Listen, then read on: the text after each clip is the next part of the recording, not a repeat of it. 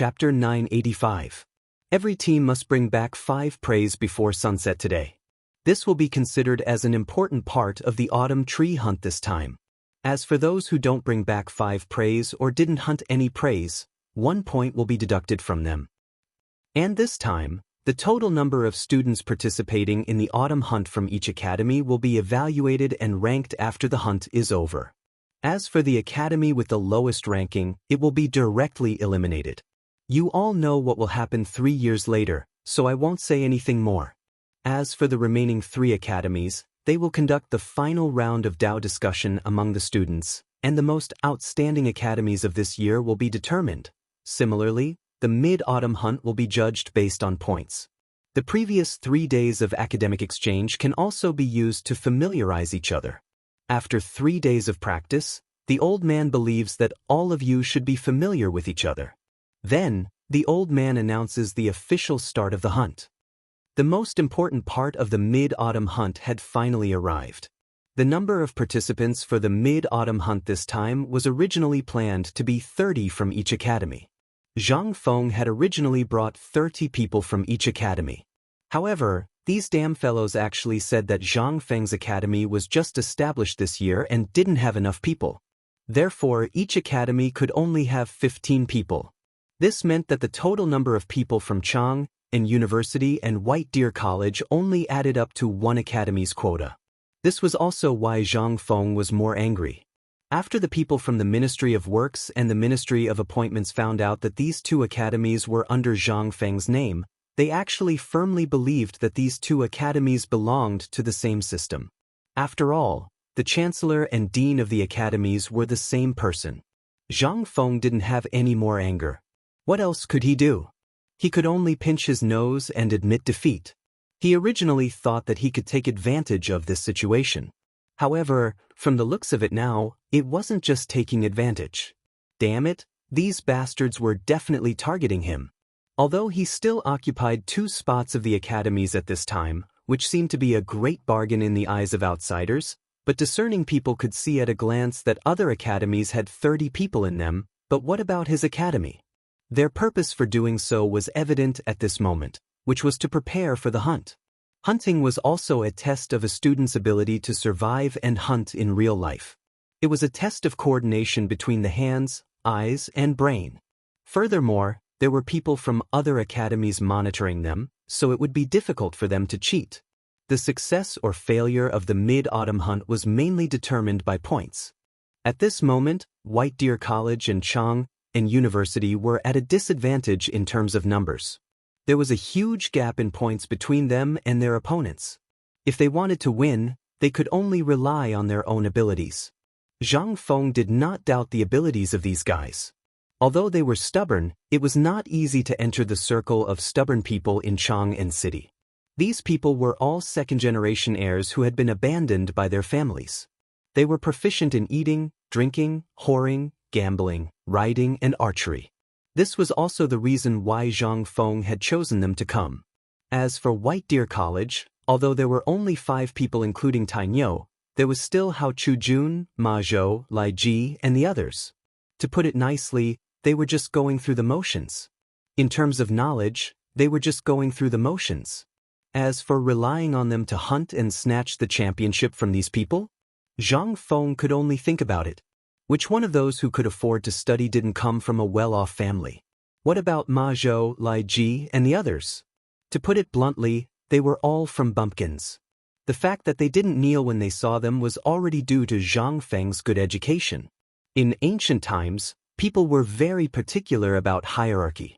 However, their purpose for coming here was to build up their self-confidence. Most importantly, they were here to maintain their reputation. After all, if the entire college was filled with a bunch of uncouth people, Zhang Feng would not be able to maintain his reputation. What would others think of him? After all, Tang and University was made up of stubborn students. When it came to keeping up appearances, Zhang Feng really didn't count on these people. Zhang Feng did not want to lose at this crucial moment. If he lost this competition, Zhang Feng would really lose everything. At this moment, The people from the Imperial College and the Hongwen School saw that Zhang Feng's expression was a little bad and could not help but secretly rejoice. They seemed to think that Zhang Feng must be feeling distressed because of this. Zhang Feng glanced at the two of them and did not say anything.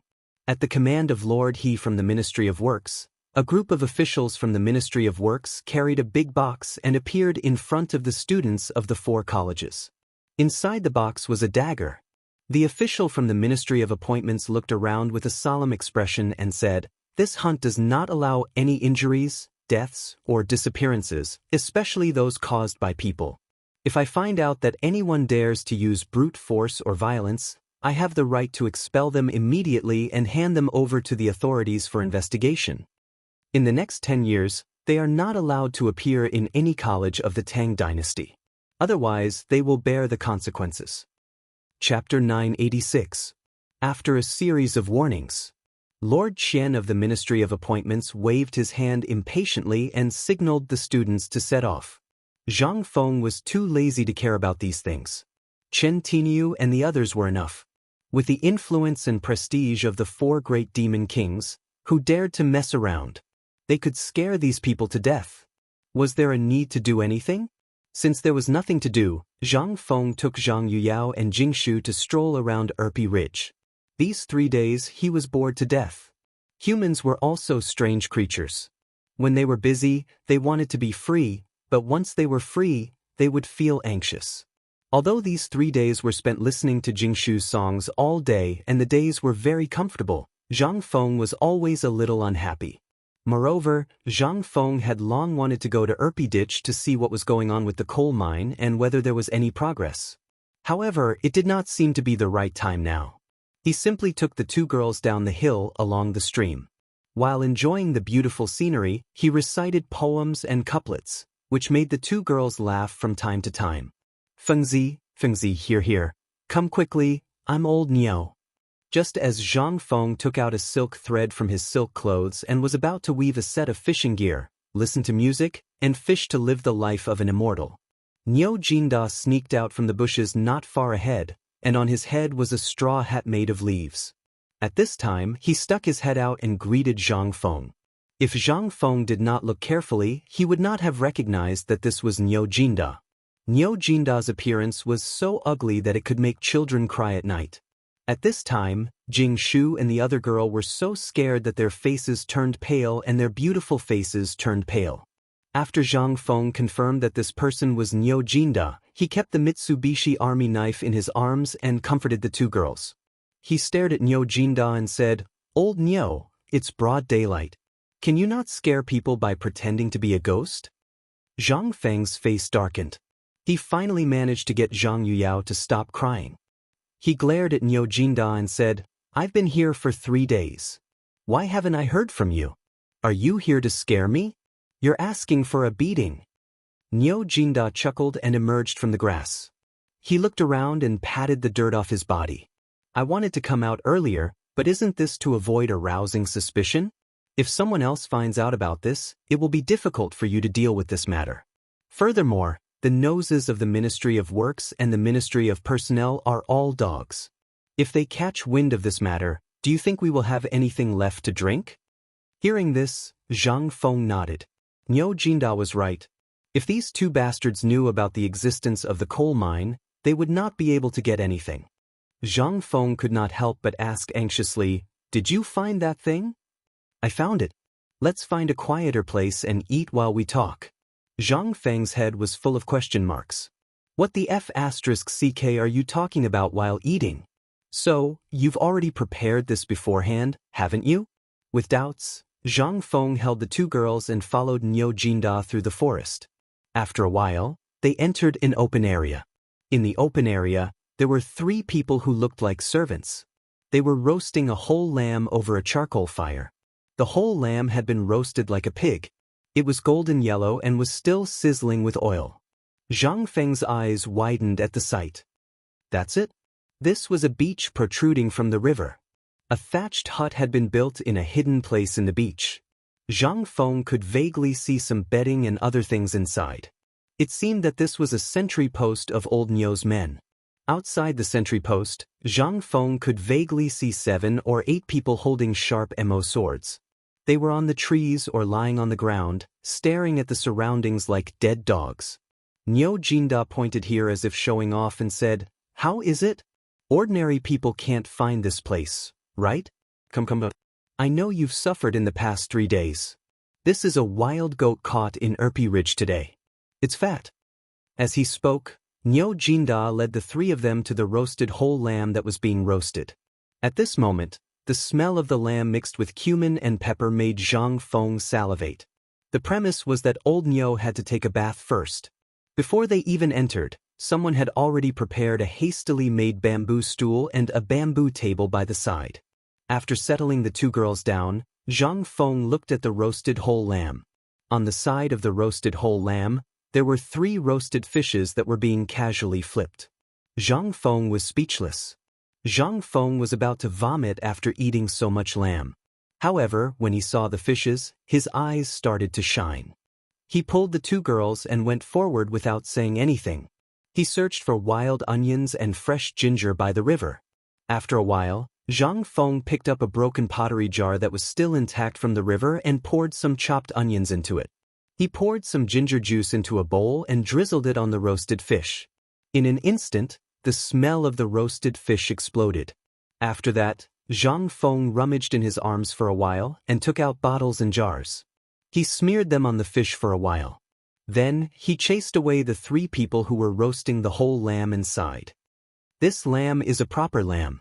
However, after being messed with by you guys, it's completely ruined. Our lives are tough. For the sake of my stomach, let me do it. Niu Jinda had been looking forward to it for a long time. He was waiting for Zhang Feng to say that. When Zhang Feng said that, Niu Jinda grinned and handed the dagger in his hand to Zhang Feng. "Here's the dagger. You do it." Chapter 987. Zhang Feng didn't bother to pay attention to Niu Jinda. After all, this rare picnic made Zhang Feng miss his college life. Niu Jinda looked at the mutton while thinking. Niu Jinda's eyes were fixed. He kicked all the guards out to look for the wild onions and wild ginger that Zhang Feng had just found. Someone even sneaked into the mid-autumn hunt camp and stole a big pot. He twisted all these things into ginger juice and handed it to Zhang Feng. When half a pot of ginger juice was poured down, there was a burst of sizzling sound on the charcoal fire. The rank odor of the roasted whole lamb was covered by the thick ginger juice. In an instant, the tempting fragrance of the mutton overflowed again. Niu Jinda swallowed his saliva. Zhang Feng could only roll his eyes. In the end, even Zhang Yuyao and Jingshu stared at the golden roasted fish and roasted whole lamb and drooled. Zhang Feng had no choice but to put down the whole roasted lamb in his hand. He twisted a handful of onions and put them on the roasted fish. He roasted them on the fire and handed them to the 3 of them. However, there were only 3 fish. At this time, Niu Jinda looked at the roasted fish in the hands of Jingshu, Zhang Yuyao and Zhang Feng with a stuttering face. Zhang Yuyao was shy and handed the roasted fish in her hand to Niu Jinda with a red face. This Niu Jinda was simply transformed from an animal. After catching the fish, under the dumbfounded gazes of Zhang Feng and the others, he swallowed the fish in big mouthfuls. Zhang Feng was horrified to find that this guy didn't even chew. He just swallowed it directly. Seeing this, Zhang Feng felt a toothache. He was afraid that this old guy would be choked by the fish bones and couldn't breathe. But fortunately, Zhang Feng really underestimated Niu Jinda's appetite. After swallowing the roasted fish that was more than a caddy in his hand, Niu Jinda looked at the bottles and jars that Zhang Feng put on the ground. While Zhang Feng was eating the roasted fish, he poured the rest of the condiments onto the mutton, imitating Zhang Feng's actions. However, after doing so, Zhang Feng's bottles and jars were completely empty. A spicy smell and a strong smell of cumin filled the air, causing Zhang Feng to seriously doubt whether the whole roasted mutton that had turned from golden to black was poisonous or not.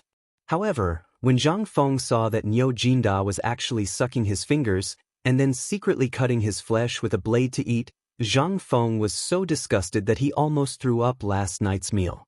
Looking at the ground, what frightened Zhang Feng the most was that there was at least a caddy of salt in the gourd-shaped bottle that was as big as a fist, but this guy actually poured all of it.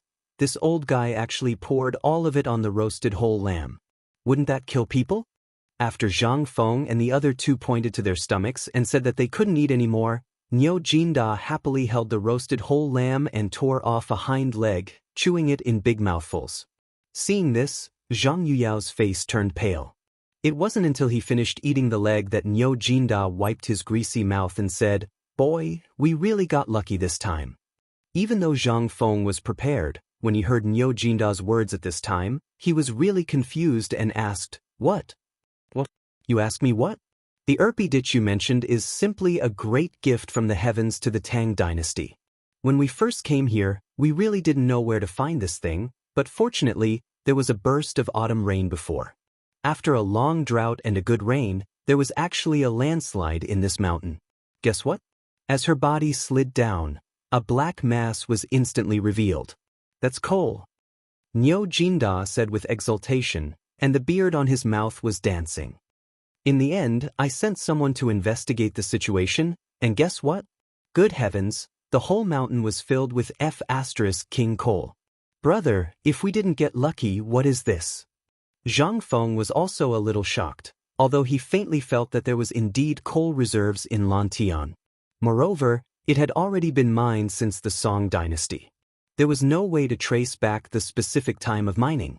However, from the conversation between the few of them, he could be sure of one thing, and that was, in the beginning of the Tang dynasty, this era had not yet discovered a place to live, so it was really unclear whether there was coal in this mountain or not. However, Zhang Feng knew that this Lantian coal field was a super big coal mine that was said to not be emptied within 100 years. One had to know that this had been mined for more than 1,000 years before. Even so, it was not emptied. It could be imagined that this time, they really hit the jackpot. However, at this time, this had nothing to do with Zhang Feng. He hurriedly asked, "Tell me, why has there been no news during this time, and no news has been sent back to me? Did you encounter the Taiyuan Wang clan again and get into trouble?" When Niu Jinda heard this, the smile on his face disappeared. Even the lamb leg in his hand was no longer fragrant. He smacked his lips and nodded. "You're right, this time we are indeed being watched, but those people still don't know about this. This time, they seem to have brought some people from the direction of Taiyuan to prepare to come over. It seems that they also heard the rumors and want to thoroughly explore this place. But fortunately old Niu, am smart. After discovering that there is coal here, I directly went to the Lantian County Magistrate and bought all of this second batch of coal. Therefore, at this time, there is some entanglement between us and them. After all, there is something that we don't dare to spread. Otherwise, with Lao Tzu's character, he would have already pressed him to the ground and beaten him up. However, the more we obstruct them, the more they seem to be really angry, and they want to go in no matter what. Therefore, during this time, in order to not blow this matter up, I didn't dare to dig up the news and spread it out. Just 3 days ago, I heard that you guys came, so I took the time to prepare to spread the news. However, there is a problem here, and that is, the people from the Ministry of Works, Ministry of Appointments, and Ministry of Rights don't seem to be honest. I have a premonition that one of these three must be related to the Wang clan. Otherwise, why would the people from the Taiyuan Wang clan come here during the mid-autumn hunt? Moreover, they want to bring more than 500 people in to explore? Therefore, I feel that there is something fishy about this. Chapter 988. Hearing this, Zhang Feng's face turned gloomy. Judging from the recent series of events, Zhang Feng really didn't think that this matter was related to the 5 families and 7 factions. After all, Zhang Feng didn't want to offend these people at this time. However, if the Taiyuan Wang clan was involved, then the matter would become complicated and confusing. If you said that the Guanlong group was targeting Zhang Feng, then Zhang Feng could still explain it. However, this Taiyuan Wang clan, damn it. Lao Tzu didn't even provoke you. What are you trying to do? Are you trying to muddy the waters? But how are you going to muddy the waters? What benefits are there? After all, no one knew about the things in the mountains. It was just a rumor. If Lao Tzu hadn't transmigrated, Lao Tzu wouldn't have known that there was such a thing in this poor village. It seemed that these people were really here for the mid-autumn hunt. In the end, Zhang Feng could only link the final outcome of this matter to the mid-autumn hunt. If Zhang Feng failed in the mid-autumn hunt, then they had 100 reasons to kill Zhang Feng here.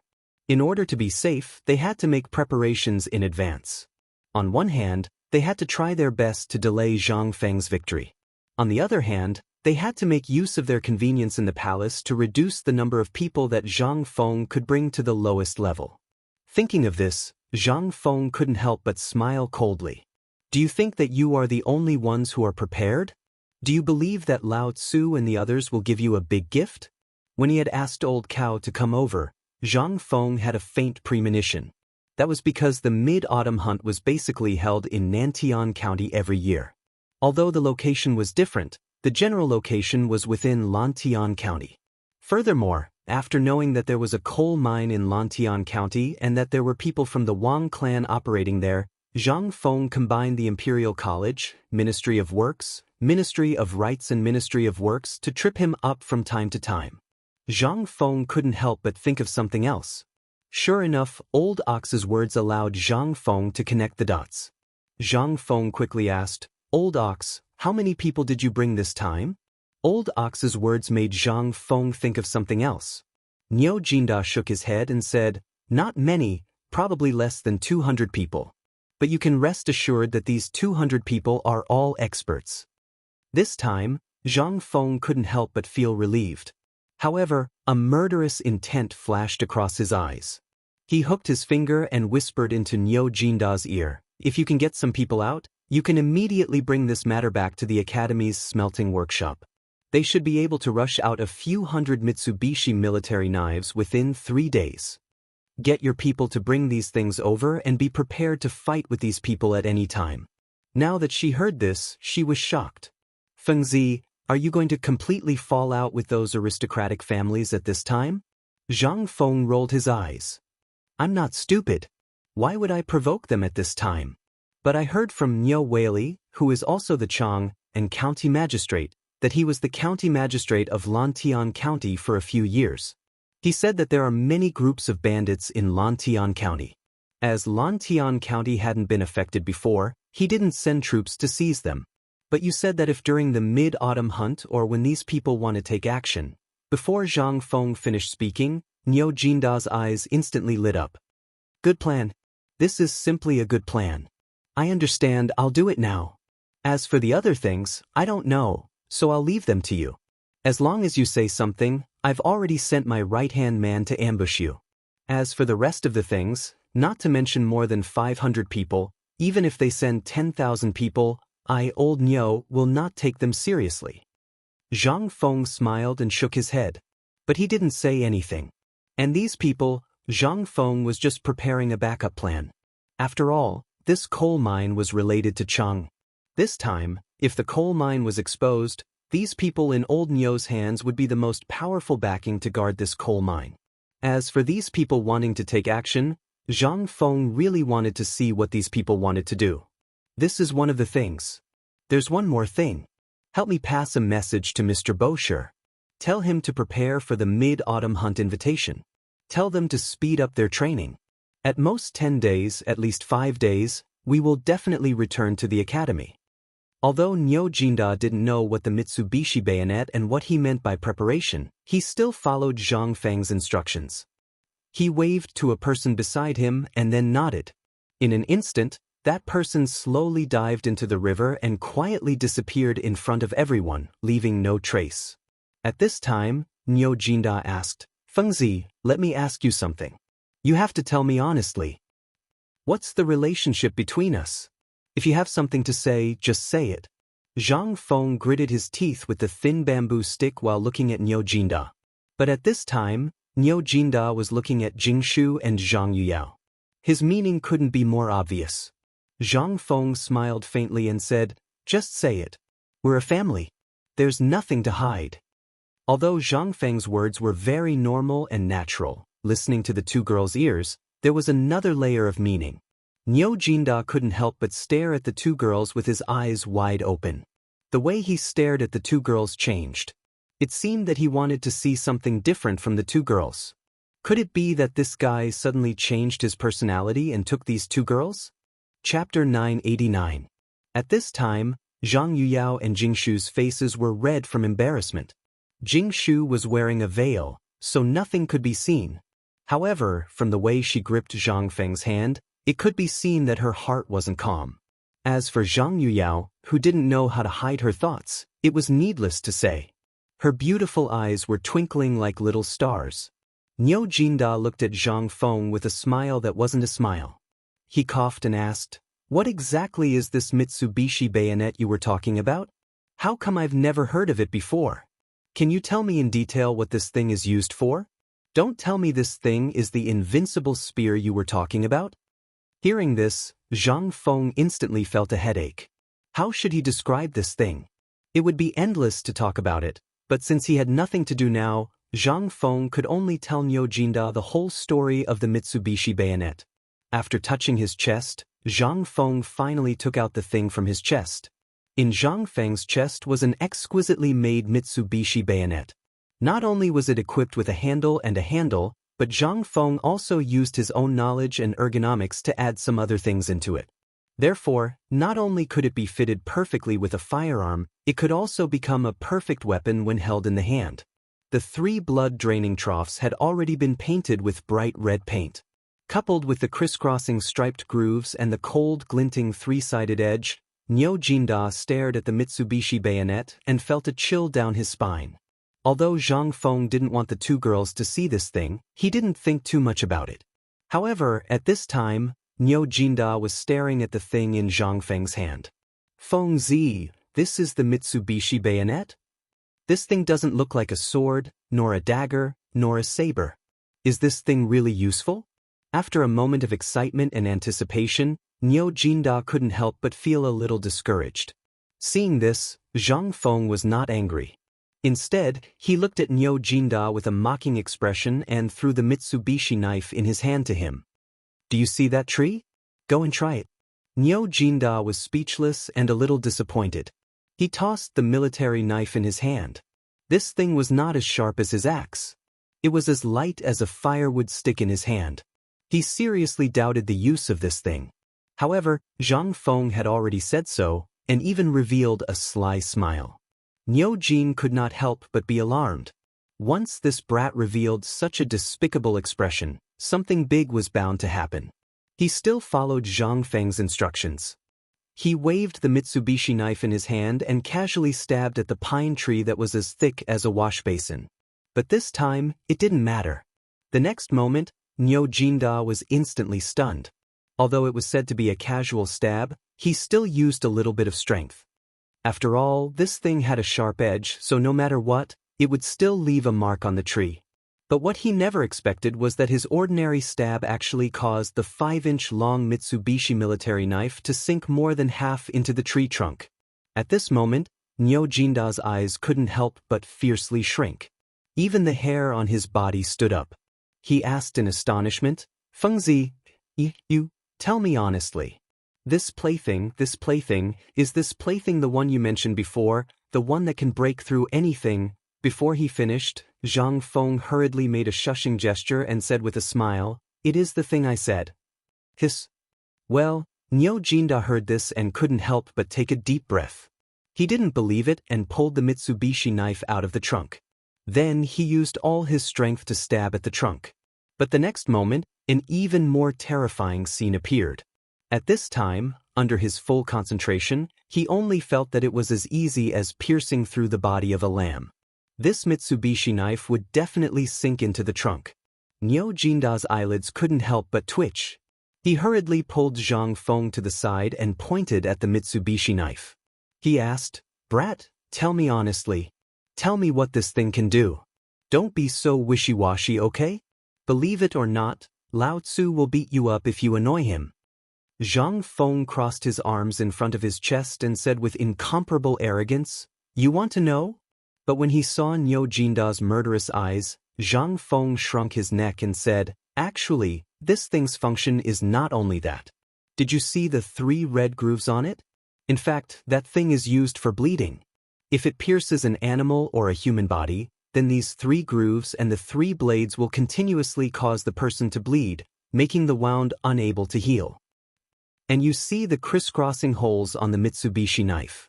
These will completely destroy the muscle tissue of the injured area. Therefore, under normal circumstances, this thing must not be left outside. Once this thing falls into the hands of the enemy, you can imagine the consequences. Previously, when we were in the smelter, Old Shen had already tested it. He got a set of Mingguang armor from who knows where, that set of Mingguang armor that was worn by generals in the army. Guess what the result was? With my strength, I can easily pierce through the hardest part of the breastplate. If I stab him 3 times in one breath, do you think? Zhang Feng did not finish his words, but the rest of the words did not need to be said. Niu Jinda held the Mitsubishi knife tightly in his hand, but Niu Jinda mercilessly snatched it from his hand. You want it? Who the hell doesn't want it? Niu Jinda asked back. Zhang Feng did not hesitate to put the thing into his arms. He held his head indifferently and turned around to lead the 2 women slowly out of the forest. He said, "If you want it, send your confidant to quickly get this thing. If you are late, I can't guarantee that Lao Li or Old Shen will send the first batch to Chiotzi." Hearing this, how could Niu Jinda sit still? He hurriedly picked up a handful of stones from the ground and threw them in different directions. He shouted in a low voice, "What are you bastards waiting for? Hurry up and get this thing for Lao Tzu. If you are late, when you come back, Lao Tzu's legs will be removed." Chapter 990. Beside the waterfall of White Deer College, Yu Shernan and the other 3 sat around a stone table under a jujube tree. The poker cards on the stone table were still blown all over the place by the wind, but these did not attract their attention. Even the jujubes on the jujube tree, which were their favorite, could not make them happy. It seemed that ever since Zhang Feng left, the few of them had started to feel unhappy. It was as if they had something on their minds. At this moment, Sun Simiao, who had also hurried down the mountain with a basket of herbs on his back, saw the appearance of the few people, and a hint of disappointment flashed in his eyes. He threw the empty basket of herbs on his back to the ground and sat down beside the few people, sighing. When this kid was here, he was quite annoying, but I didn't expect that after he left, I really couldn't bear to part with him. I wonder how he is doing in Lantian. Yu Shernan smiled bitterly and passed the teapot beside him to Sun Simiao. I heard that during this mid-autumn hunt, the Hongwen Guan and the Imperial College colluded to go against our White Deer College. Sighed. Ouyang Sun slammed the stone table. If I knew, we would have gone with them. If we went, old man would like to see what kind of tricks those guys can pull. At this moment, Shiva's unique voice sounded from afar. Hearing this, everyone hurriedly looked in the direction Shiva came from. After a while, Shiva hurriedly appeared beside them. Without waiting for him to catch his breath, Ouyang Sun hurriedly asked, "Did Feng Zi send a message?" Shiva first shook his head, then nodded.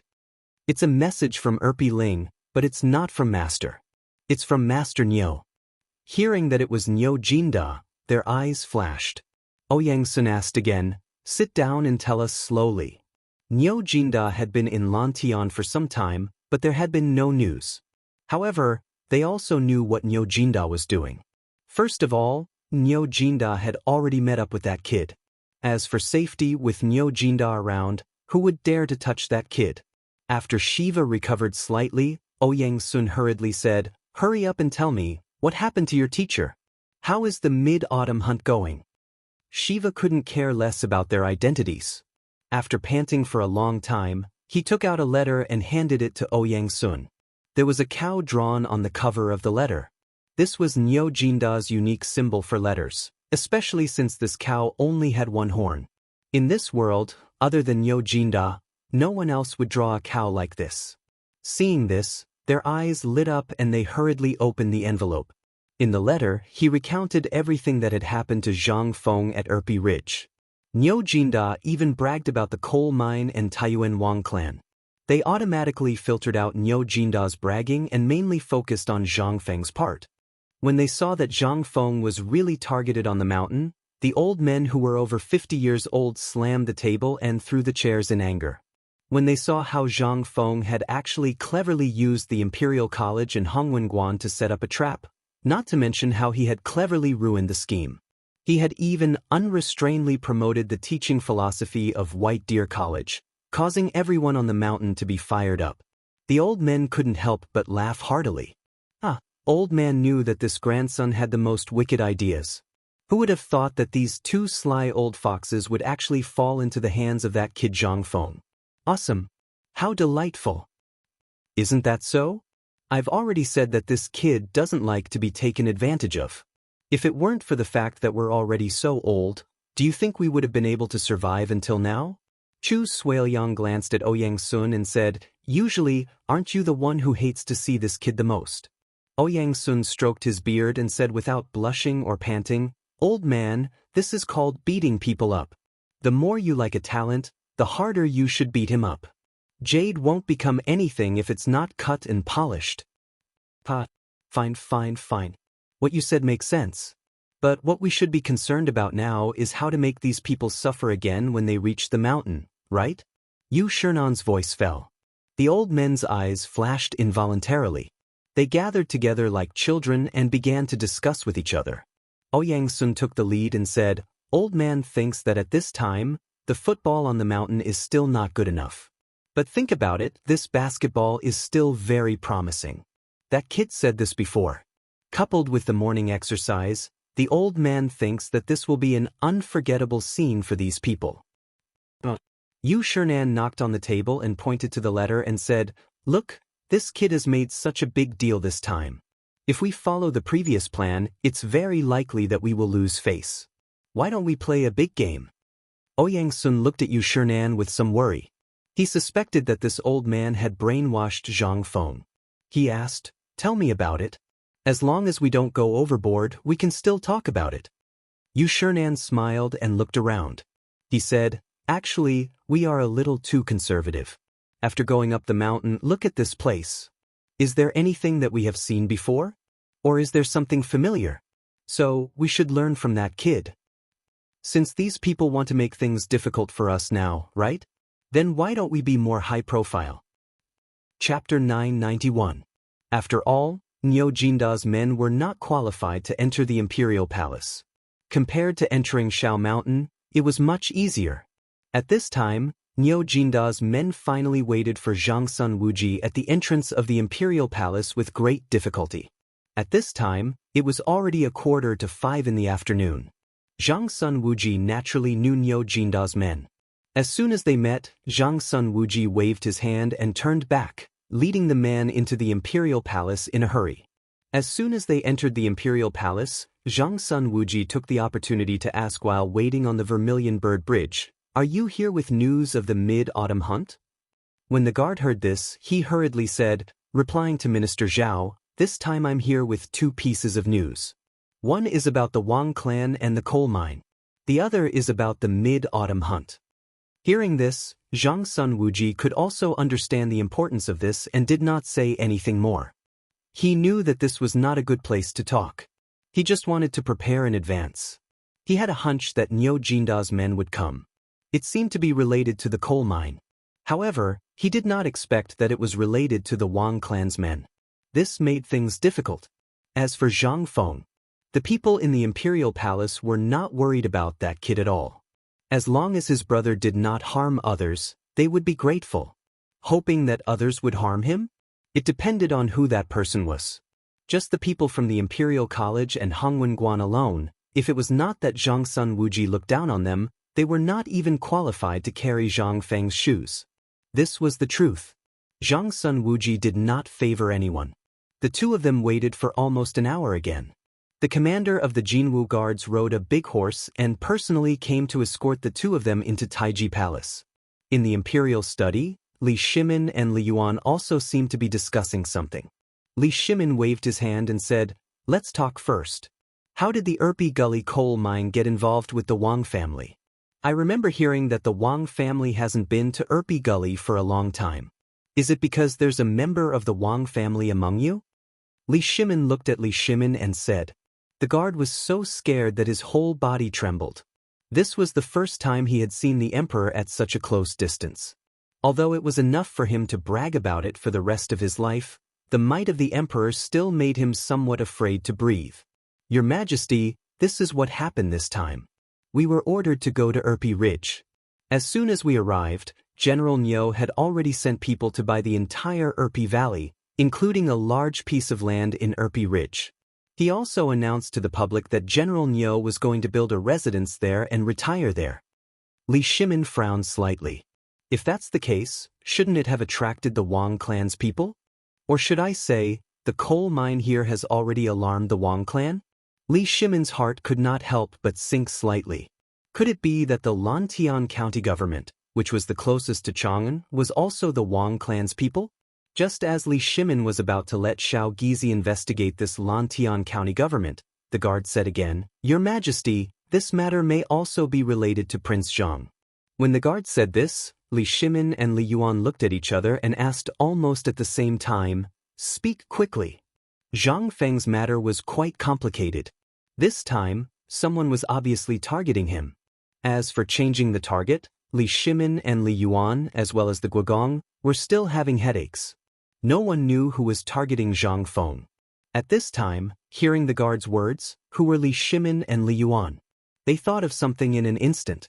The guard hurriedly said, "Your Majesty, a few days ago, on the second day after General Niu took down Erpi Ling, the Wang clan's people came up the mountain. General Niu also thought that these people came because of the coal mine, but today, after a secret meeting with Prince Zhang at the foot of the mountain, he learned that all of this seemed to be related to Prince Zhang's mid-autumn hunt." Hearing this, Li Shimin and Li Yuan could not help but be shocked.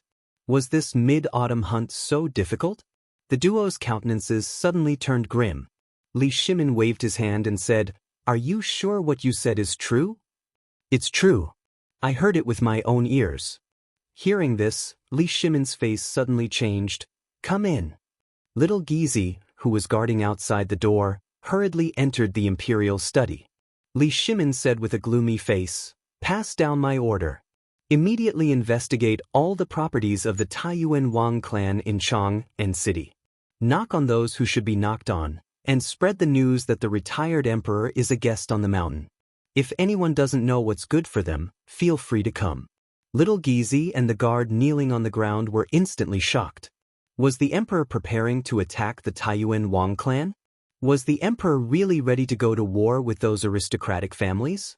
Little Gizi did not dare to be careless. He hurriedly went to the Ministry of Internal Servants to draft a secret edict. At this time, Li Shimin said, "Did Zhang Feng say what to do about this?"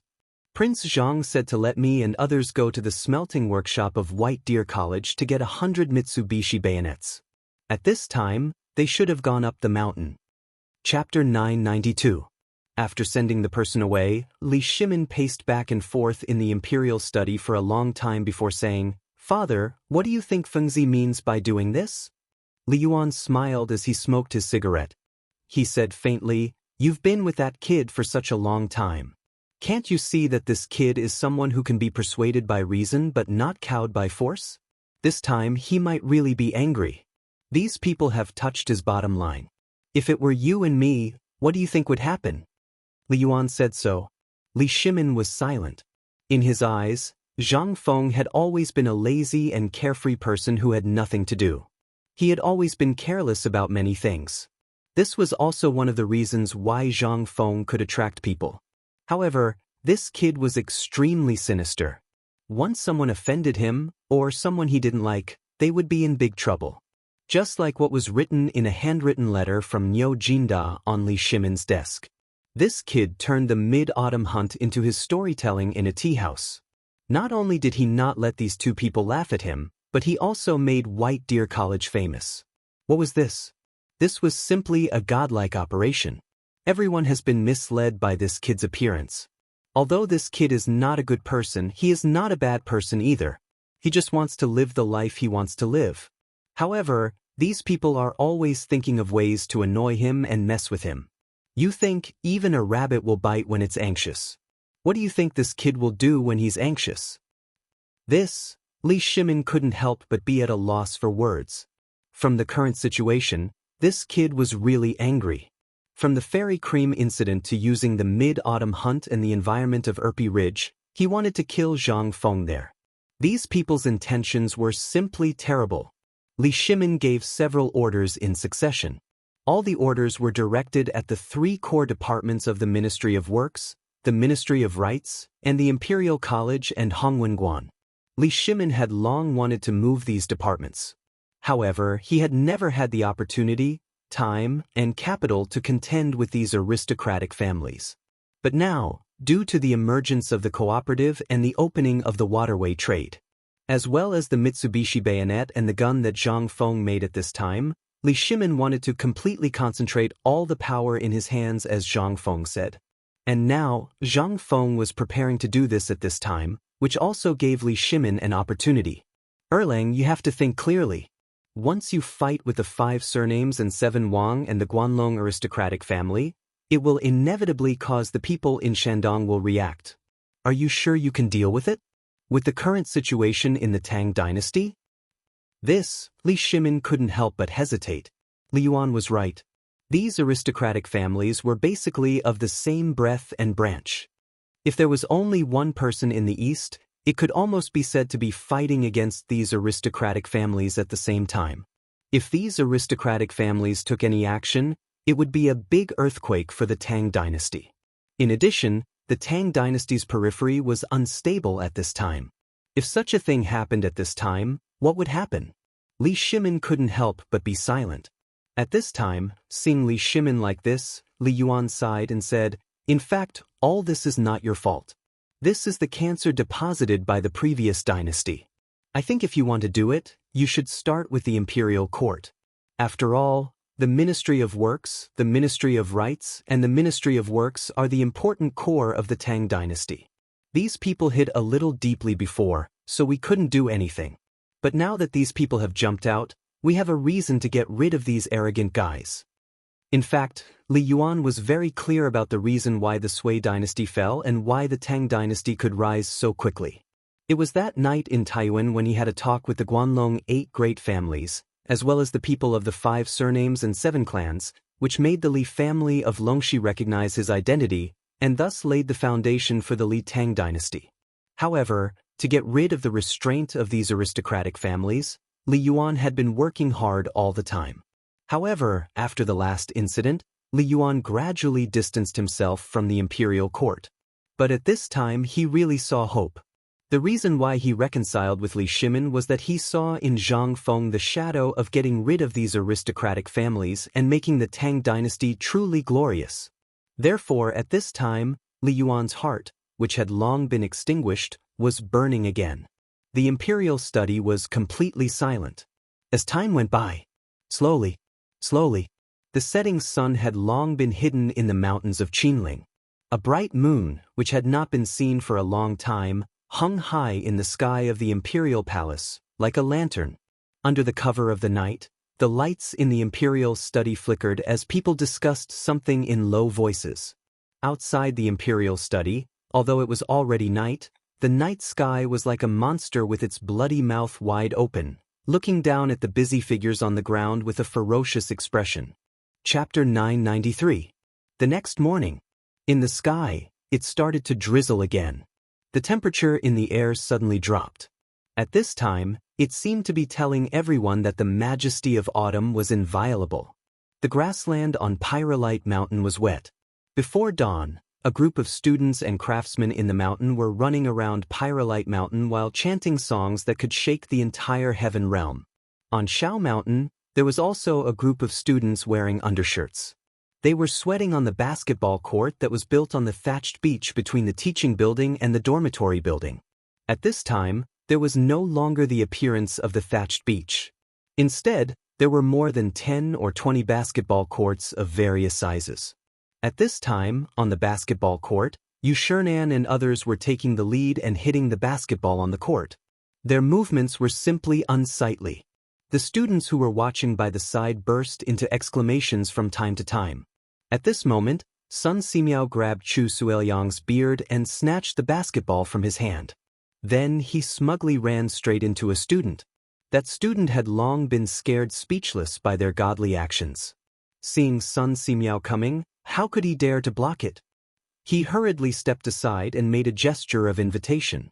At this time, fortunately, Zhang Feng was not here. Otherwise, he would be so angry that he would vomit blood. a ball hit the backboard. The force that the hardest sandalwood could counterbalance still made the backboard burst into painful groans. How is it, Brother Bashi? I told you to practice the 5 animal frolics technique with old man, but you didn't want to. Now you know that your physical strength can't keep up, right? Sun Simiao wiped the sweat on his face and sat on the side of the basketball court, panting, drinking hot tea. The remaining 4 old men played again. They seemed to feel that playing with this group of students was not fun, so they resentfully gave up the basketball court. Sitting on the side of the basketball court, Chu Suiliang shook his head and smiled bitterly. I have to admit that I'm old. It hasn't been a quarter of an hour, and I'm so tired that I can't stand straight. Tomorrow, you have to prescribe me a good tonic to nourish my body. Sun Simiao glanced at Chu Suiliang's terrifying belly and his eyelids twitched. Old man, I feel that Feng Zi's method is really suitable for you. How so? Chu Suiliang asked while panting. Don't tell me that what this kid said about prolonging one's life is true. This thing can fool others, but we are not old fools. Sun Simiao was stunned. But it all seemed to be true. That thing was really something. However, Sun Simiao still shook his head and said, You're wrong. This thing is indeed good for your health, especially for someone like you. You're so fat and you don't have much exercise. If you can really exercise according to this method, although it can't prolong your life, it can at least let you live for a few more years. Moreover, it can also relieve your asthma and even cure it. Do you believe me? This time, not only Chu Suiliang, but also Yu Shernan, Ouyang Sun, and the other 2 were completely shocked. Their eyes were wide open. They pointed at the students who were dodging and jumping on the basketball court and said, Old Sun, don't tell me that this is a joke? Because this thing is really not funny at all. Sun Simiao shrugged. I'm telling the truth. Old man really underestimated this thing before. Did he really think that this thing was born out of the 5 animal frolics? Old man, to be honest, although some things are indeed born out of the shadow of the 5 animal frolics, this basketball is better. To put it bluntly, Feng Zi hasn't said that this thing can be used in the military. Otherwise, do you think we will have a chance? Yu Shernan said with a little lack of confidence. It seems that Feng Zi once said that this thing can be used in military training. This time, the 4 of them instantly fell silent. However, the passion in their eyes didn't diminish in the slightest. Previously, when Zhang Feng said that this thing could strengthen the body, they thought that it was just a saying. Now they had personally experienced it. Putting this aside, with Sun Simiao's praise, how could it be fake? It must be known that Sun Simiao and the few of them had been friends for decades. Everyone knew Sun Simiao's character. When they heard Sun Simiao's words, everyone looked at the basketball court not far away. Just as they were about to go up and move their seemingly rusty bones, Sun Simiao smiled and said, That's enough. You are all old bones. If you continue like this, your bodies will be the first to be unable to take it. Let's go, let's go.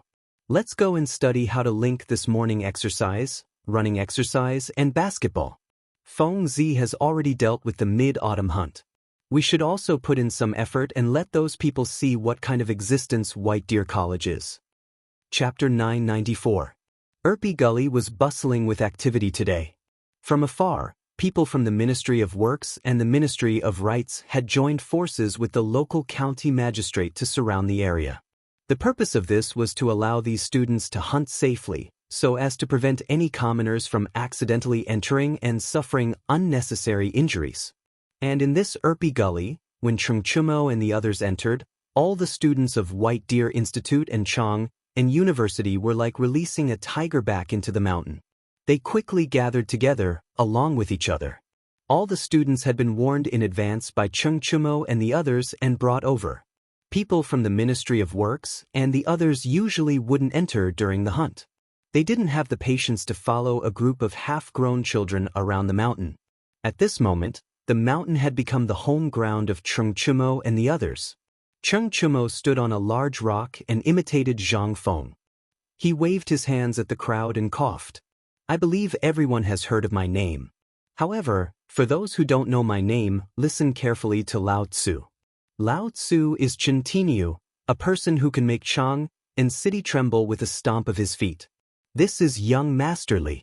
Of course, as long as he says the word, you won't be able to control whether you live or die. Get to the point. Li Qingqian cupped his fists elegantly and reminded Cheng Chumo softly. Cheng Chumo said, "You must have heard that White Deer College is under the protection of the Crown Prince." Who is the Crown Prince? He is second only to one person and above millions. We all work for the Crown Prince. To put it bluntly, White Deer College and Chang and University are under the Crown Prince. Do you want to go against the Crown Prince? Hearing this, the expressions of the students who were still indignant finally changed. This was because Cheng Tiniu took out a jade pendant from his chest. This jade pendant was nothing special, but the key point was that there were 2 natural yellow ribbons on the jade plate. A skilled craftsman had carved these 2 yellow ribbons into 2 dragons. Everyone in the world who was educated knew about this. Moreover, everyone had a jade pendant on their waist. Although no one had seen this jade pendant before, the teacher had taught them about it during their first lesson in etiquette. The Crown Prince token. This was carved from genuine Hetian jade. In the world, no one dared to carve dragon patterns on this jade, except for the imperial family or those who were bestowed by the imperial family. Anyone who touched it would die. At this moment, Cheng Chumo saw that everyone was stunned by the Crown Prince's jade pendant. He then proudly waved the jade pendant in his hand and said, "Now, listen carefully to every word that Lao Tzu said. What Dean Zhangfeng said just now is true.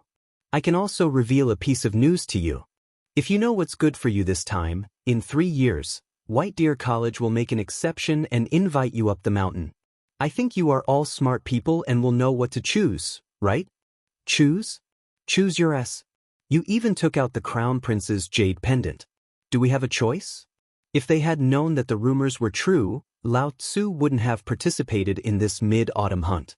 The students of Imperial College and Hongwen Guan couldn't help but burst into discussions. Then someone said, "Young Master Chen, my surname is Ji and my name is Huanxiang.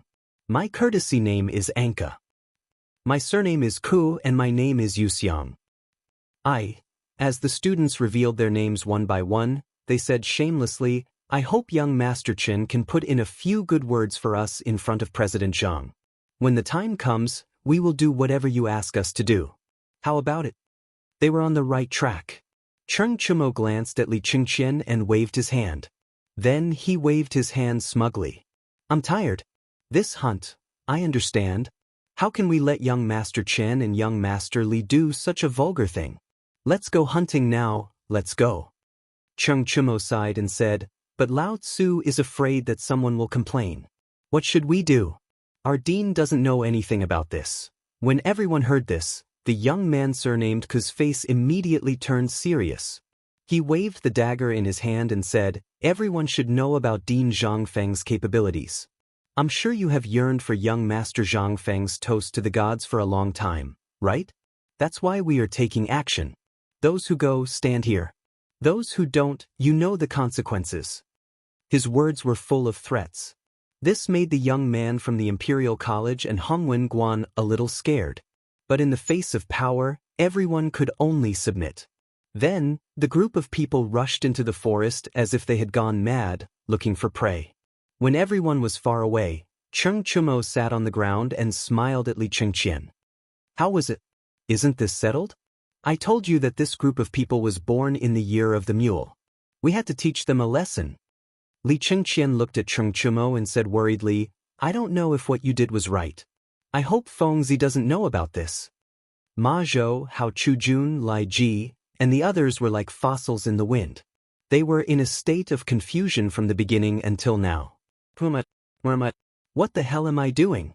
What did I just see? Chapter 995. Li Qingqian was always very vigilant towards everything, especially when it came to deciding to do everything. From a certain perspective, he seemed to be very impressive on the surface, but Cheng Chumo and the others also knew that there was a deep sense of inferiority in Li Qingqian's bones. After all, his father was the current emperor, Li Shimin, and those brothers of his were all very intelligent, especially the fourth prince Li Tai. He was deeply loved by Li Shimin, Empress Zhongxin, and even Li Yuan. It could be said that he was extremely favored. Although this guy always refused to admit his flaws, as childhood playmates, Chengchumo, Du Go and the others still knew Li Chengqian very well. Li Chengqian liked to haggle over right and wrong, gains and losses. For example, right now. Once the Crown Prince's decree was issued, what if those aristocratic families passed this matter to the Chancellor of the Imperial College, or the Ministry of Works and Ministry of Rights? What would happen? And if Feng Zi knew about it, what would he do? He would always weigh the best solution in the midst of his worries. At this time, Du Go, Wei Shuyu and the others looked at the dazed Li Chengqian and couldn't help but shake their heads slightly. Although they could usually fool around without a care in the world, they knew that Li Chengqian's worries were too heavy. This was also why the emperor wanted Li Chengqian to come and learn from Zhang Feng. Also, how could the emperor not know about Li Chengqian's frequent visits to Yan Lai Lu? The crown prince was one of the 4 great demon kings. How could the emperor not know? These matters, as long as one was familiar with them, they would be able to understand the reasoning behind it. It was just that the current Li Chengqian still couldn't let it go. The others also didn't want to point it out. After all, the matter was very simple. It was just that Li Chengqian couldn't accept it, so what could they do? They were very envious of Li Chengqian. Because Zhang Feng and the others basically all learned one thing each, but they put in a lot of effort on this kid. Whatever they learned, they would pass on to him. But what about Li Chengqian? He was always afraid of the tiger in front and the wolf behind. He could only rely on himself to comprehend this. No one could help him. At this moment, the mid-autumn hunt was about to begin, accompanied by the cries of the wild boar and the excited shouts of the students. The Tang emperors loved to hunt. Starting from Li Yuan, there were many records of Li Yuan hunting in the history of the Tang dynasty. For example, the colonel hunted at Fuping, the colonel hunted at Huaqi, the colonel hunted at Nanshan, and so on. This South Mountain was the Erpi Ridge of Lantian County. Hunting practically ran through Li Yuan's entire life as an emperor. Not only did he enjoy hunting, his sons were also the same. Every time they went hunting, Li Jianqing and Li Yuanji would follow. Li Yuanji even often said to others, "I'd rather not eat for 3 days than not hunt for a day." Therefore, after the incident at the Xuanwu Gate, Li Jianqing and Li Yuanji's hobby of hunting became strong evidence of their absurdity. However, criticism was one thing. After Li Shimin ascended the throne, there would still be time for hunting. Moreover, Li Shimin felt that this small-scale hunting was not enough, so the scale began to become bigger and bigger. Hunting was even included in the assessment of the academy every year. It was said that only hunters could show their intelligence and wisdom. With the excited shouts, Cheng Chumo and others looked at Li Chengqian. Finally, they gritted their teeth, picked up their weapons, and joined the hunting team. Seeing this, after a slight hesitation, Li Chengqian also stood up, adjusted his state of mind, raised his arms and shouted, "Wait for me." After Li Chengqian approached, Cheng Chumo said half-jokingly, "What, have you thought it through?" Li Chengqian blushed and glared at Cheng Chumo. "Feng Zi is right. We have to rely on ourselves for everything. Let's go. I don't believe that with our ability, we can't beat them." Hearing this, only then did Cheng Chumo and the others burst into laughter. They knew that the knot in Li Chengqian's heart had not been untied. This was a long road. However, if he could understand this point, it proved that he had not stayed in Shao Mountain for so long in vain. Ma Zhou and others still followed behind them with a confused look. They did not know whether it was because the topic was too high-end or because the name of the 4 demon kings had shocked them. However, at this time, these stubborn people of Chang and all gathered together, which was a rare grand occasion. Li Chengqian waved the dagger in his hand, like a small general in a white robe, rushing in the front. The group of stubborn people behind him also followed Li Chengqian into the jungle with strange cries. Those students who were originally surrounding a wild boar suddenly saw Cheng Chumo and others rushing over with murderous intent. They hurriedly abandoned the target and scattered like birds and beasts. Li Chengqian excitedly rolled up his sleeves and said, "Don't move. Watch carefully how I tame this wild boar." When Cheng Chumo and others heard this, their faces could not help but change. They said with some hesitation, "How about I go?" Cheng Chumo did not even look at Cheng Chumo. He waved the dagger in his hand and rushed into the jungle. However, in the quiet jungle, after Li Chengqian's angry roar, Li Chengqian walked out of the jungle with his clothes in a mess. His expression did not change as he threw the dagger in his hand to Chengchumo and said, "I'm going to rest for a while. This wild boar spirit is yours." Chapter 996. On the other hand, Zhang Feng had nothing to do. He directly occupied the outpost where he saw Niu Jinda and used it as a temporary resting place. And this beach was also a good place to fish. In less than 2 hours, Zhang Feng caught almost a dozen fish, and these fish were mainly wild grass carps. Although there were many carps, Zhang Feng often ate them. But at this time, if he caught carps and gave these people a reason to criticize him, it would be a little bad. After all, the current emperor had gone crazy and issued an edict that people were not allowed to eat carps, saying that it was a rebellion against the Li family. This made Zhang Feng, who had always liked to eat carps, want to curse. Carps were the best food for picnics. But at this time, because of this matter, Zhang Feng could only endure it.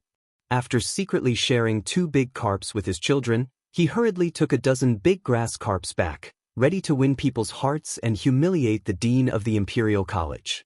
As the dean, Lao Tzu took the lead. "Damn, you only know how to sit and eat ready-made food?" When Zhang Feng took the 2 girls back to the camp, he bumped into Qing Yaojin and an unfamiliar old man who exuded an air of nobility. The moment she saw the old man, Jing Shu's face changed slightly. She trembled slightly. Zhang Feng didn't take it seriously. The old man was wearing a yellow robe with a dragon embroidered on it. His hair and beard were slightly gray, but the mustache around his lips was well trimmed.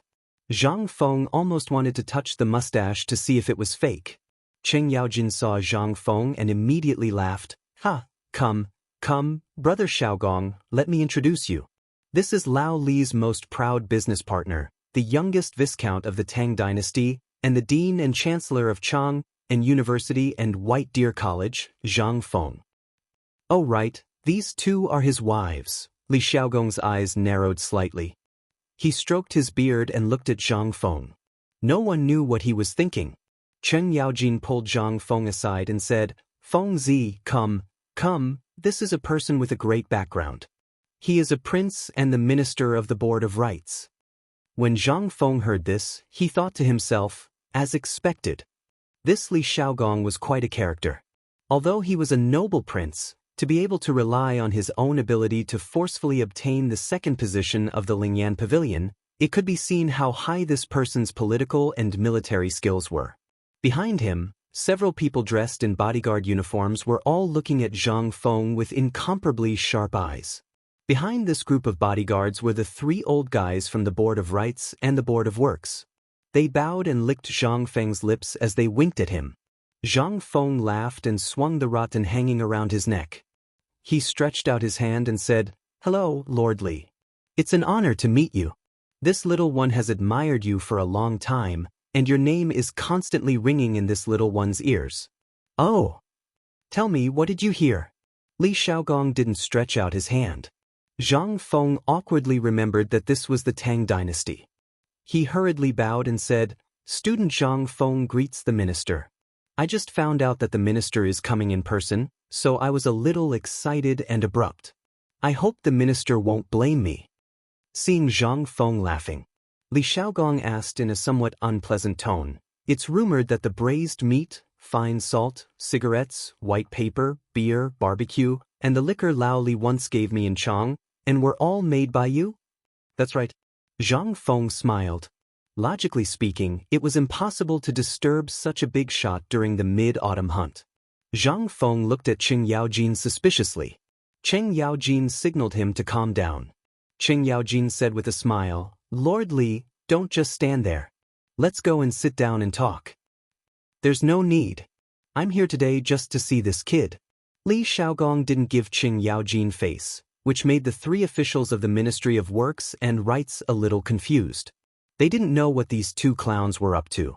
Li Xiaogong looked at Zhang Feng indifferently and asked, "Let me ask you, there is a rumor on the street that you, as a cook, have opened a tavern in Chang and that no one visits. Usually, there is no customer. Why have you opened 2 academies in such a flamboyant manner recently? What do you mean? Could it be that you want all of the scholars of Great Tang to be like you, Becoming butchers? Then won't the Tang dynasty be sneered at? Is he here to pick a fight? Zhang Feng was somewhat unable to figure out what Li Xiaogong's intentions were. Furthermore, for this awesome person to be able to occupy the second place of the Lingyan Pavilion's 24 meritorious officials, there was still some truth to it. At this moment, Zhang Feng could only laugh dryly and apologetically. When the three officials of the Ministry of Works and Rights heard this, they couldn't help but feel happy. The two officials of the Hongwenguan School and the Imperial College couldn't help but straighten their backs. They looked at Zhang Feng with a faint smile, as if waiting for him to explain. Lord Li, what are you talking about? Although I did open a tavern before, who made the rule that people who open taverns can't read and learn? Can't teach and educate people? Take a look at Mr. Yushan. His journey has been a tragic and bumpy one. All of us have seen it with our own eyes. That's why this student only had this thought after learning about this matter. Furthermore, this student was in mourning before, so I didn't leave. However, the ambition in this student's heart has been brewing all the time. That's why I wanted to contribute my meager strength to these insignificant matters. As long as the Tang dynasty is strong and prosperous, even if I have to sacrifice my life, okay, this official knows. Li Xiaogong was somewhat speechless and interrupted Zhang Feng. He had long heard that this kid's eloquence was outstanding, but now it seemed it was really frightening. Chapter 997. This time, it was mainly because he was curious about Zhang Feng. Last night, the emperor urgently summoned him to the palace to talk about this matter. Li Xiaogong was ready to see who this guy that the emperor and the retired emperor missed so much was. So he asked his good friend Qing Yaojin to set up a trap to test him. Li Xiaogong really admired Zhang Feng for what he had done before. But when he learned that Zhang Feng had such achievements in military affairs, he couldn't help but be shocked by Zhang Feng. But it was better to hear about him than to meet him. At this time, seeing Zhang Feng's improper behavior, Li Xiaogong was a little angry. As the chancellor of the academy and a viscount, he actually hung such a dirty thing around his neck and didn't even take it off when he saw him. This matter was Fengzi. Cheng Yaojin walked to the two people secretly and whispered to Zhang Feng, pointing at his neck. Zhang Feng suddenly realized and patted his head, saying, "Oh right, I almost forgot. Old Qin, what time is it now?" Cheng Yaojin was a little speechless. After a long time, he said, "It's the last quarter." "It's the last quarter? Lord Li, you haven't eaten yet, right? Come, this is what I just got from hunting. As the dean, I think I have to take the lead, so I brought my family to the river to hunt more than 10 fish. Now I'll cook it for you to satisfy your craving. How about it?" Qing Yaojin's face was a little embarrassed. Was this what he meant? I'm telling you to throw away all the things on your neck. Why were you so silly? The smiles on the faces of the people from the Ministry of Works became wider, and some even couldn't help it. Li Xiaogong was made to laugh by Zhang Feng's act. Now that you mention it, I do feel a little hungry. I heard that your cooking skills are good. Old Li has also opened many restaurants in Cheng. Although the names are a little unpleasant to hear, the food there is really a unique flavor. Well, you can cook it and let me have a taste. Zhang Feng seriously suspected that Lao Li was Li Xiaogong's relative. But when he thought about it carefully, the history records were still a little vague about Li Xiaogong's relatives, so he couldn't help but be a little suspicious. But now that Li Xiaogong said so, he didn't care about it and pulled the two girls to go to a small ditch. Until now.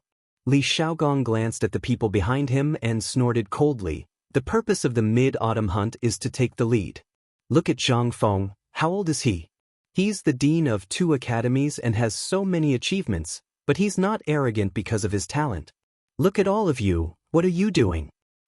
I'm looking at the 17 fish hanging around Zhang Feng's neck.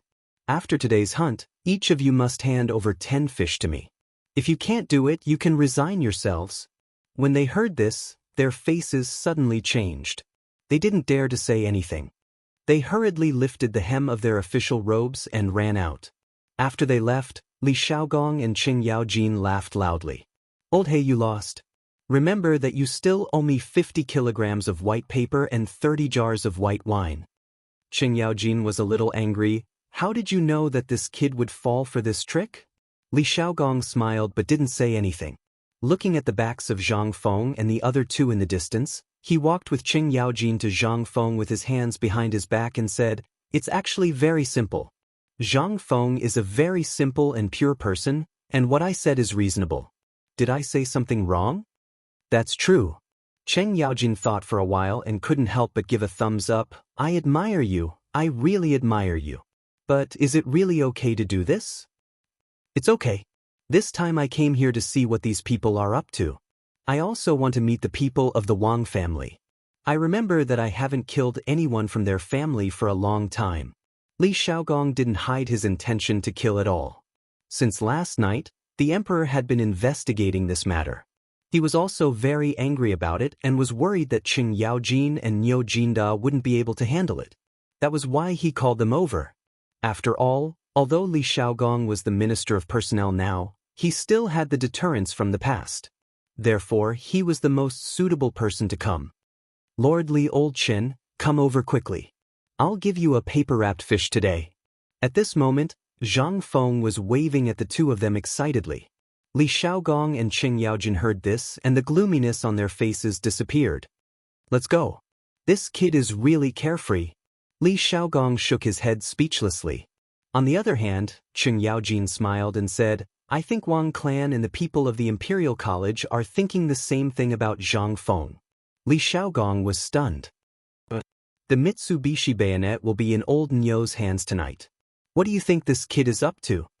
Cheng Yaojin looked at Zhang Feng with a complicated expression and said, "This kid has probably prepared an inescapable trap and is waiting for these people to take the bait. You mustn't underestimate Zhang Feng. Otherwise, just think about that old man Yuqi and you'll know." Li Xiaogong was stunned. Is this kid really that powerful? It's really that strange. Chapter 998. Afternoons always flew by quickly. Unknowingly, the sun had already slowly hung on the western horizon. At this time, Li Xiaogong, with a face full of shock, sat down on a stool in the middle of the camp in the valley with the help of Qing Yaojin. Cheng Yaojin said speechlessly, "The sun has already set. Why haven't these little bastards come back yet? Could it be that something happened?" Without waiting for him to finish, Cheng Yaojin heard the rustling of footsteps not far away. The first thing that came into view was Cheng Chumo and the others. Although Cheng Chumo and the others' clothes were tattered, and many of them even had wounds on their bodies, Li Qingxian's face had been cut by something unknown. At this time, the blood had already dried, and the wound didn't seem to be deep. And on their shoulders, they were all carrying prey big and small. Cheng Chumo carried 2 wild boars on his shoulders, and Li Qingxian carried a wolf on his back. Although he was the most embarrassed at this time, it could be seen that he was really excited at this time. Seeing that Li Qingxian was fine and had even hunted a wolf, Li Xiaogong and Cheng Yaojin were really greatly shocked. Cheng Yaojin then hurried to the riverside and called Zhang Feng and the other two who were leisurely enjoying themselves. Jingshu, Zhang Yuyao, and Zhang Feng were sent to the barracks. It was better not to let them see these things, lest they feel uncomfortable at night. With 2 beautiful women lying beside them, it was already quite a test of a person's endurance. In addition, if they were frightened now, then Zhang Feng would have to suffer at night. When Zhang Feng arrived, Li Chengqian and the others were shocked and stood valiantly in the field of camping. Zhang Feng was also shocked by everyone's prey. When Zhang Feng walked in, Li Xiaogong patted the stool next to him and said, "Brother Zhang, come, sit here. I'll introduce you to a few great talents later." Zhang Feng was a little speechless. "Didn't you just give some pointers on the marching battle formation? Now you're not leading the troops. Why do you always want to pester Lao Tzu? If you weren't the boss of the Ministry of Personnel, Lao Tzu wouldn't bother with you." But at this time, Zhang Feng could only admit defeat. He laughed dryly and sat beside Li Xiaogong. When Li Chengqian and the others saw how close Zhang Feng and Li Xiaogong were, they all gaped and looked at Zhang Feng with a stunned face. Mother ***, what happened today? Why was Li Xiaogong, commonly known as the King of Hell, bought over by Zhang Feng in just one afternoon? What the ***? What's going on? Li Xiaogong didn't care about everyone's gazes. He pointed at the people from White Deer College and Chang, an academy, and said, "These people are not bad. Look at that guy who's as thin as a chicken, but he actually hunted a wolf. His courage is commendable. Not bad, not bad. As a student, you can use your wits to hunt a wolf without hurting yourself. 3 years later, I'll guarantee your promotion." Li Xiaogong pretended not to know Li Chengqian and pretended to praise him. However, Li Xiaogong was really surprised by Li Chengqian. He was usually gentle and weak. He didn't expect him to have such explosive power. Zhang Feng chuckled and said, "Lord Li, this person is Li Chengqian. He's Lao Li's son." Li Xiaogong pretended to be shocked. "What? He's Lao Li's son? My goodness, not bad, not bad." 3 years later, it seems like Lao Li's family will be able to embark on an official career. Haha. As he spoke, Li Xiaogong pointed at Fang Yai and said, "This guy is not bad either. Look, he actually hunted 2 badgers. Old man knows about badgers. They're especially hard to catch. According to old man's knowledge, badgers are extremely rare around Chang. Not bad, not bad. His luck is not bad. Right, this seems to be your second son, old He?" Cheng Chumo was waiting expectantly, but when he heard Li Xiaogong's words, his face instantly darkened. Li Chengqian and the others tried their best to hold back their laughter. Cheng Yaojin didn't care. He laughed and said, "That's right, it's my son." Li Xiaogong nodded. "Not bad. You old brat, you finally have a successor." After Li Xiaogong personally inspected the stalls, the people from the Imperial College and Hongwen came running back. They originally thought that these stubborn people would suddenly go crazy and ask them to help hunt. They thought that their future was hopeless. However, they didn't know why this group of people went crazy and actually went to hunt. Moreover, they were the kind that didn't care about their lives. This couldn't help but arouse everyone's passion. However, they were still a step too late. Looking at the pheasants, frogs, mice, and other animals in their hands, and then looking at the other people's prey, was there even a need to compete? Moreover, it was the minister of the Ministry of Personnel, the current imperial prince, who had personally come to inspect. Li Xiaogong also suddenly became interested. He stood up and walked slowly with Cheng Yaojin and Zhang Feng while admiring the items in everyone's hands. He was so happy that he couldn't close his mouth. However, after the results of Chang and University and Secretary Bailu were inspected, Li Xiaogong looked at the prey of the students from the Imperial College and Hongwen who had been standing there for a long time. However, in an instant, Li Xiaogong angrily flung his sleeves and left. Chapter 999. Early the next morning, Zhang Feng was woken up by the earth-shattering sounds of training. He quickly put on his clothes and went to the entrance of the tent. He saw Cheng Chumo standing outside Zhang Feng's tent, holding a bamboo pole like a javelin. Zhang Feng's eyelids twitched. "When did you come?" "Reporting to the dean. Last night, when we were returning to defend. F*CKU. Don't you know that the dean's wife is also inside? Get out of my way, you brat." Zhang Feng was furious. Originally, he thought that this brat was tactful. However, at this moment, when he thought of how the dream of the Red Chamber that he talked about with Jingshu and Zhang Yuyao last night might have been leaked, he couldn't help but feel angry. This was still a small matter. What Zhang Feng hated the most was eavesdropping. Cheng Chumo instantly deflated. "Don't get angry. When I arrived, it was already the latter half of the night. Other than your snoring, there was no other business. Furthermore, I was only 10 steps away from your living quarters. I couldn't hear anything." Zhao Yu's face turned into a mischievous grin as he spoke. "You didn't hear anything? How did you know that Lao Tzu snored?" Zhang Feng rolled his eyes. However, he also knew that this was an unusual time. Old Shin arranged for him to come was nothing more than to ensure his safety. Zhang Feng was really touched. "Have you eaten?" Cheng Chumo shook his head and rubbed his stomach. "I had nothing to do last night, so I secretly roasted 3 pheasants. Now that you didn't mention it, I'm really hungry. What are we eating today?" At the mention of food, Cheng Chumo's eyes instantly turned into crescents. He hooked his arm around Zhang Feng's shoulder and refused to let go. Zhang Feng frowned slightly. "We're outside. You'd better know your limits.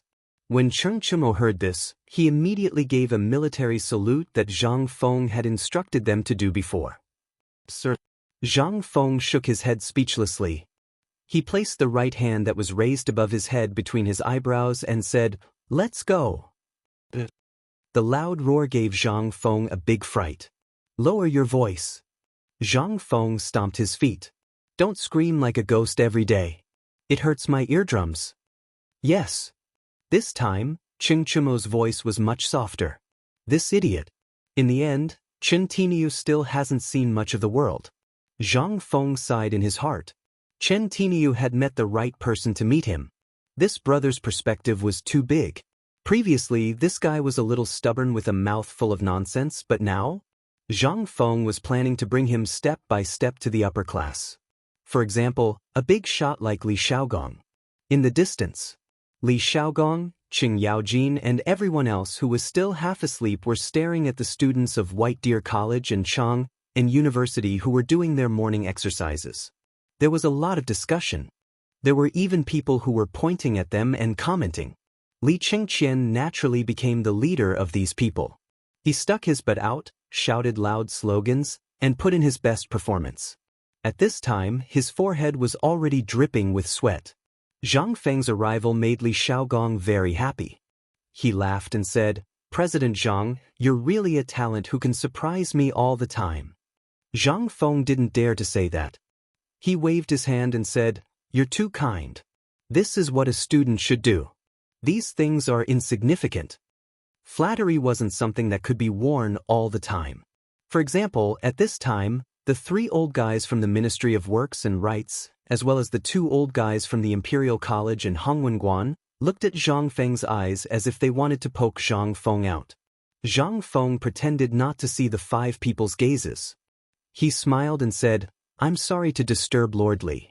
These students of mine can't sleep in the morning, so I thought about it and evolved a simple exercise method from the 5 animal frolics.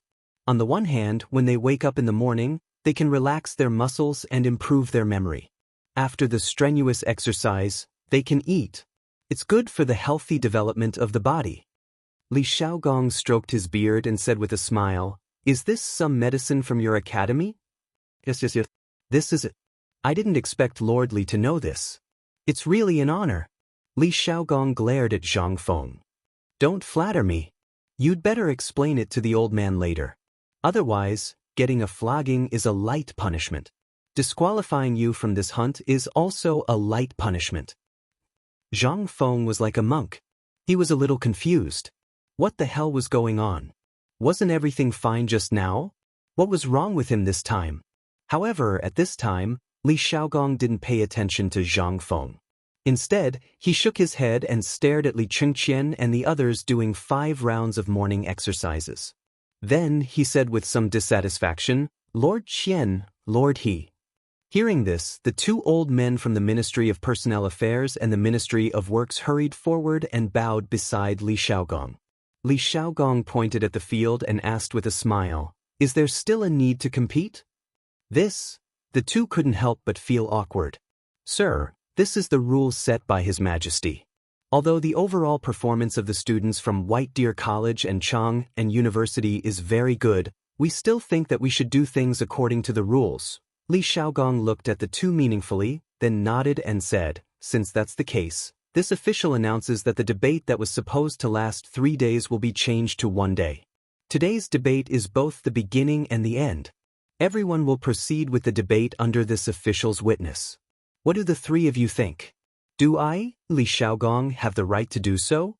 When the 3 people from Hongwenguan, Imperial College and Ministry of Rights heard this, the corners of their mouths twitched. Was there a need to ask? Was there a need to ask?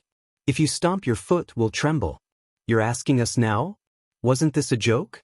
The few of them smiled and pretended to look relieved as they said, "We'll listen to Lord Li's orders." Chapter 1000. Upon hearing this, Li Xiaogong gestured with his right hand and said indifferently, "Since it's the mid-autumn hunt and we are all scholars, why don't we have a debate?" Debate? They couldn't help but ask in their hearts.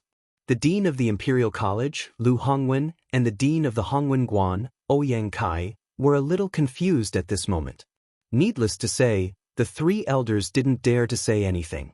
After all, they were nothing in front of Li Xiaogong. Zhang Feng was also interested. Seeing that they were a little timid and didn't dare to say anything, he asked, "Sir, how are we going to debate, and what are we going to debate?" Li Xiaogong pointed to the students below the field and said, "According to the rules, the most important part of the mid-autumn hunt, other than the hunt, is the debate competition." As he spoke, Li Xiaogong looked around with a faint smile and said loudly, "Thanks to Prince Zhang, the previous autumn hunt prioritized the students. However, when I just arrived, I actually saw Prince Zhang setting an example and personally participating in the hunt. Since that's the case, all the deans who come must also participate in all the hunting activities in the future. I'm ashamed to say that Old Man and the others have been focusing on the students but forgot to set an example. Don't worry, the Old Man will definitely report to the Emperor about your contribution." "Ha! It's not worth mentioning. This is just a small matter, really not worth mentioning." Zhang Feng chuckled and waved his hand. What the hell is this old guy doing? Although Zhang Feng was smiling, he couldn't help but criticize in his heart. After hearing these words, it seemed to be announcing the official start of the debate. These students were all extremely intelligent people. At this moment, when they saw that the atmosphere on the stage was filled with the smell of gunpowder, they had already hurriedly found an opponent and went forward to start the debate in an orderly manner. They were afraid. They were afraid of being implicated. That would be terrible. In the field, the three people from the Ministry of Personnel, Ministry of Rights, and Ministry of Works looked at Li Xiaogong in shock. They didn't know what he was trying to do. Cheng Yaojin was also a little stunned. However, he seemed to have understood something. He crossed his arms and watched the show. As for Jing Shu and Zhang Yuyao, the two girls originally wanted to take a look at the top talents of the world. However, as they listened, their attention was drawn to Zhang Feng. They couldn't help but open their eyes wide in curiosity and stare at the few people without blinking. Zhang Feng smiled and made a gesture of invitation. "I hope Lord Li can tell me what to do. I've long heard that Prince Zhang is a master of poetry and poetry. I've also heard rumors from Lao Li and others that Prince Zhang once recited 100 poems in a night. However, I've never seen it before. Everyone here, except for Lao He, basically has dabbled in poetry. Naturally, you know that the fastest time a poem takes to be completed is more than a month. However, you said that he recited 100 poems in a night.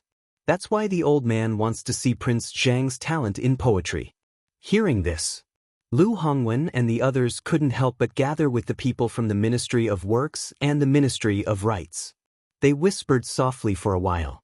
Then, Lord He from the Ministry of Works asked, "May I ask Lord Li, is this debate related to poetry? However, you also know that Prince Zhang has a reputation in poetry. Isn't this a little inappropriate?" Zhang Feng's reputation was out there. At this time, if Li Xiaogong arranged it this way, it would definitely be inappropriate. That was definitely not appropriate. This was simply prepared for Zhang Feng. However, the few of them thought about it again and figured out something different. Although Zhang Feng's poems were very popular, no one had really seen them or heard of those 100 poems. They had only heard bits and pieces of Zhang Feng's poems. Although everyone wanted to see it for themselves, what was this? This was the Mid-Autumn Hunt. Moreover, it was hosted by the Minister of Personnel, Li Xiaogong. What did this mean?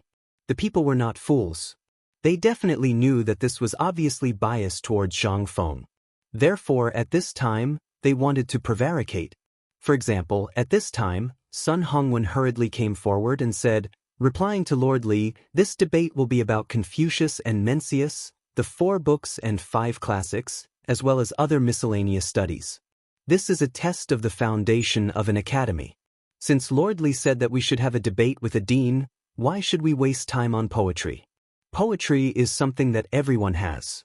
It is difficult to reflect a person's talent from this alone, let alone the talent of a dean of an academy. Therefore, this humble official has a presumptuous request." Before Sun Hongwen finished speaking, Li Xiaogong glanced at him and said lightly, "Before I came here, I was secretly ordered by His Majesty. Do you think that His Majesty said something wrong?" If so, I will prepare a fast horse for you. You can go back to the capital immediately and refute this in front of His Majesty. This official has nothing to say. Sun Hongwen instantly did not know what to say. His face suddenly changed. At this time, if he went to the palace to ask His Majesty, not to mention the time it would take to go back and forth, who would dare to go against His Majesty's order? Who could stand this? The emperor wanted to see Zhang Feng's poetry attainments. Who were they? However, Li Xiaogong had also considered some problems. He smiled and waved his hand. Since Principal Sun has said so, and this official has also considered this matter, then how about we use the appraisal of poems as a gimmick? Wouldn't that be fair? Moreover, you should have been immersed in this for more than 30 years. Are you afraid of a young boy in his early 20s? Old man does not believe that this boy can recite poetry in 7 steps like Chao Ji. Chapter 1001. Li Xiaogong was right. Even if he started learning poetry when he was in his mother's womb, he only had 20 years. Throwing out the first 3 years, and removing the 3 years of literacy, he only had 14 years. What could he do in these 14 years? How many books could he read? How many ancient books could he read? As for the rumor that he could compose 100 poems in one night, it seemed that the emperor didn't believe it and wanted to expose this person's conspiracy. So, after all, those poems were just rumors. No one knew if this kid had actually created them in a single night. Everyone thought about it and they couldn't help but feel a little excited. Lord He from the Ministry of Works gathered his courage and stepped forward. He cupped his fist and bowed. Since Lord Li has said so, we can only respect him. But for the sake of fairness, old man thinks that the quality of the poems should be the most important. What do you think? Zhang Feng smiled. He didn't know what Li Xiaogong was up to, but after listening to Zhang Feng, he realized something. Lao Li's means were really something. Not only did he call the 4 great scholars brothers, but he could also invite the Duke of the Imperial Court. He was also the second person in the Lingyan Pavilion. At this time, he heard Li Xiaogong say that the emperor sent him here because of this. What kind of means did Lao Li have? Could it be that the poem he recited after that night of drunkenness had reached the emperor's hands? The more Zhang Feng thought about it, the more he felt that it was possible. Otherwise, why were there only a few scattered poems in the market? There were no more than 10 poems in total. This was really inexplicable. If it was an ordinary businessman, this kind of thing would bring glory to the family no matter how much they treasured it. Even if they wanted to hide it, it couldn't be hidden. However, Lao Li actually kept it a secret. Moreover, it seemed to have appeared out of nowhere. After thinking about it, Zhang Feng was surprised to find that he didn't know which street or market Lao Li lived in Chang'an City. Just as Zhang Feng's imagination was running wild. Everyone had finalized this matter. Li Xiaogong held his stomach and looked at Zhang Feng meaningfully. He asked, President Zhang, what do you think of this arrangement? Zhang Feng was a little speechless, but he also knew that this was helping him. He hurriedly smiled and said, just listen to Lord Li. I will definitely obey. That's good. In that case, Li Xiaogong waved his hand faintly. In an instant, several servants hurried forward and knelt in front of Li Xiaogong. Li Xiaogong ordered faintly, prepare the banquet and music. After that, Li Xiaogong took the lead and went in another direction. Cheng Yaojin looked at Zhang Feng and winked. His meaning was self-evident. Zhang Feng couldn't help but laugh in surprise. He simply followed Cheng Yaojin and the 2 women behind Li Xiaogong and said something to the 2 women. Jing Shu also took the opportunity to tell them some things to pay attention to at the banquet. After all, she didn't know if Zhang Feng had attended a banquet of this level before. Presumably, he had never seen such a scene before. This level of wine was very particular. All aspects of etiquette had to be paid attention to. Otherwise, they would be asked to leave the banquet on the spot. If it was serious, they would lose their heads. Lu Hongwen, Ouyang Kai, and the 5 old men from the Ministry of Rights and the Ministry of Personnel were busy at this time. After hurriedly giving instructions, they followed behind these people while muttering. From time to time, 1 or 2 quarrels could be heard. However, although Li Xiaogong and Zhang Feng could hear it, they didn't take it to heart. After all, they didn't deserve it. The banquet was set up by a river in Erpi Gully. Although this river wasn't very wide, one could see the soft sand in the river at a glance. In the calm and clear water, one could see fish swimming happily in the water from afar. Zhang Feng estimated that the deepest part of this river was only around the calf. In this river, there were already 7 tables set up at this time. 2 of them were on the beach at the top. Obviously, these were the seats of Li Shaogong and Cheng Yaojin. Below these 2 tables were 3 more tables. Obviously, these were the seats of Zhang Feng, Lu Hongwen, and Ouyang Kai. Downstream, 3 tables were arranged side by side. Needless to say, these were the seats of the officials of the 3 ministries. At this time, there were all kinds of seasonal fruits and wine placed on the tables. The slightly turbid grape wine in the cup faintly emitted a trace of demonic light. Although it was autumn, the maple leaves swayed in the wind and spun, leisurely falling on the surface of the river and the tables. This scene was somewhat poetic. There was a trickle of water below and maple leaves above. It looked somewhat elegant. Zhang Feng didn't expect that Li Shaogong, who was born in the martial arts world, could be so elegant after he got off the horse and pacified the world. A group of singers were playing something on the shore. Zhang Feng's sharp senses even discovered that in front of this group of singers, there was also a table on a carpet on the beach. However, at this time, there was an incense burner and a guzheng on the table. 2 female servant girls, holding an incense burner and a round fan, stood charmingly next to the table. It was unknown who they were waiting for to arrive. Zhang Feng took a deep look at Jing Shu. After seeing that there was nothing wrong with her, he went to the beach with the others. It was rare for Zhang Feng to have some interest. He simply took off his shoes and socks, and just like that, walked barefoot into the river. At this time, it was noon. The sunlight seemed to warm the river. Stepping into it, Zhang Feng couldn't help but moan. So comfortable. Chapter 1002. They were all people with self-restraint. After glancing at Zhang Feng, they withdrew their gazes again. It was the first time that a banquet was held in the river. If it were any other time, they would really want to take off their shoes and socks like Zhang Feng. It would be comfortable, but they didn't dare to do so. They wanted to save face. When Li Shaogong saw that they were seated, he looked at Jing Shu, who was beside Zhang Feng, and nodded slightly. I've long heard that Miss Jing Shu's zither skills are extraordinary. Would you do me the honor of joining us today? After all, Jing Shu was a woman who had seen grand occasions. She stood up and bowed slightly to Li Shaogong. She said that she was flattered and then remained silent. When Zhang Feng saw this, he touched Jing Shu's small hand slightly. Jing Shu nodded and walked in the direction of the zither. This scene made Li Shaogong and Cheng Yaojin look at each other and then laugh. Jing Shu pretended not to hear them and walked straight to the zither. The 2 maids beside the zither saw Jing Shu take her seat and gently waved their round fans. They looked so beautiful and set off Jing Shu's otherworldly aura. After the zither sounded, Li Shaogong looked at everyone indifferently. In that case, let's start today. Prince Zhang. After Li Shaogong sat down, he raised his cup.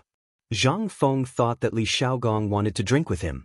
He hurriedly raised his cup, only to find that Li Shaogong had already put the cup on the table and seemed to be resting with his eyes closed. Zhang Feng was slightly stunned. He saw that the 2 people opposite him, as well as the 3 people from the Ministry of Works and Rights, were covering their mouths and snickering. Cheng Yaojin coughed and made a gesture of reciting a poem. Zhang Feng was speechless. Damn it. Let Lao Tzu compose a poem. You're a man with a military background. Why are you pretending to be noble and virtuous here? Seeing this, Zhang Feng was slightly unhappy. He lazily clasped his hands to Li Shaogong. In reply to Lord Li, I only know some sour sentences. How dare I embarrass myself in front of Lord Li and the 2 presidents? As soon as these words came out, several people instantly looked at Li Shaogong. Only then did they understand that they wanted to give this guy a chance to stand out. Did they want to use their hands to help Zhang Feng? Did they want to use their hands to prove Zhang Feng's reputation? They were not fools. Of course, they knew that on the 15th of August, on the night of the Mid-Autumn Festival, Zhang Feng would become a great Confucian scholar at the Mid-Autumn Festival Poetry Meet. This poetry meet was organized by the 4 great Confucian scholars for Zhang Feng. If this guy could become famous at the poetry meet, his reputation as a great Confucian would be confirmed. This was something that no one wanted to see. Once Zhang Feng became a great Confucian scholar, the Imperial College and Hongwen would have nothing to do with the 4 great academies in Chang and City. After all, at this time, White Deer College already had the 4 great Confucian scholars. Although they were just sitting there, it was already a golden signboard. During this period, White Deer College did not charge tuition. It attracted poor students, who lined up from Chang and City to the foot of the barren mountain every day. If this, Lu Hongwen and Ouyang Kai did not even dare to think about it. If this went on, even if the Imperial College and Hongwen invited more great Confucian scholars to sit there, they would not be able to compete with White Deer College and Chang in University. If this was just a landing, whether Zhang Feng was a great Confucian scholar or not, today's deeds would be spread out. The titles of the chairman of the 2 great academies and the youngest intuition in the Tang dynasty would be thrown everywhere. By then, the 2 great academies in Chang and City would have no chance to stand out. After all, Zhang Feng's name was famous in China during this period. It even caused a series of incidents in the Turks, Tubo, and other countries. This guy's poem, Bringing in the Wine, was famous in Chang and City for a period of time. At least for more than a month, this poem was praised in the streets and alleys. It was even regarded as a work of God. However, this guy rarely wrote poems and came up with other new tricks, which gradually faded away. However, as long as someone mentioned it, they would instantly think of this poem and Zhang Feng.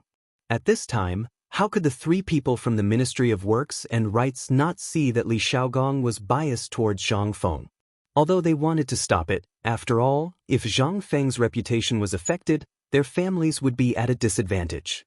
When the higher-ups blamed them, it would be really difficult for them to explain. However, Li Xiaogong was after all a relative of the emperor. They could only sit and do nothing. Now, the 2 deans, Lu Hongwen and Ouyang Kai, were having a headache. They could only pretend that they did not know anything, drinking alone and eating the delicious food on the table. In fact, Zhang Feng was just guessing.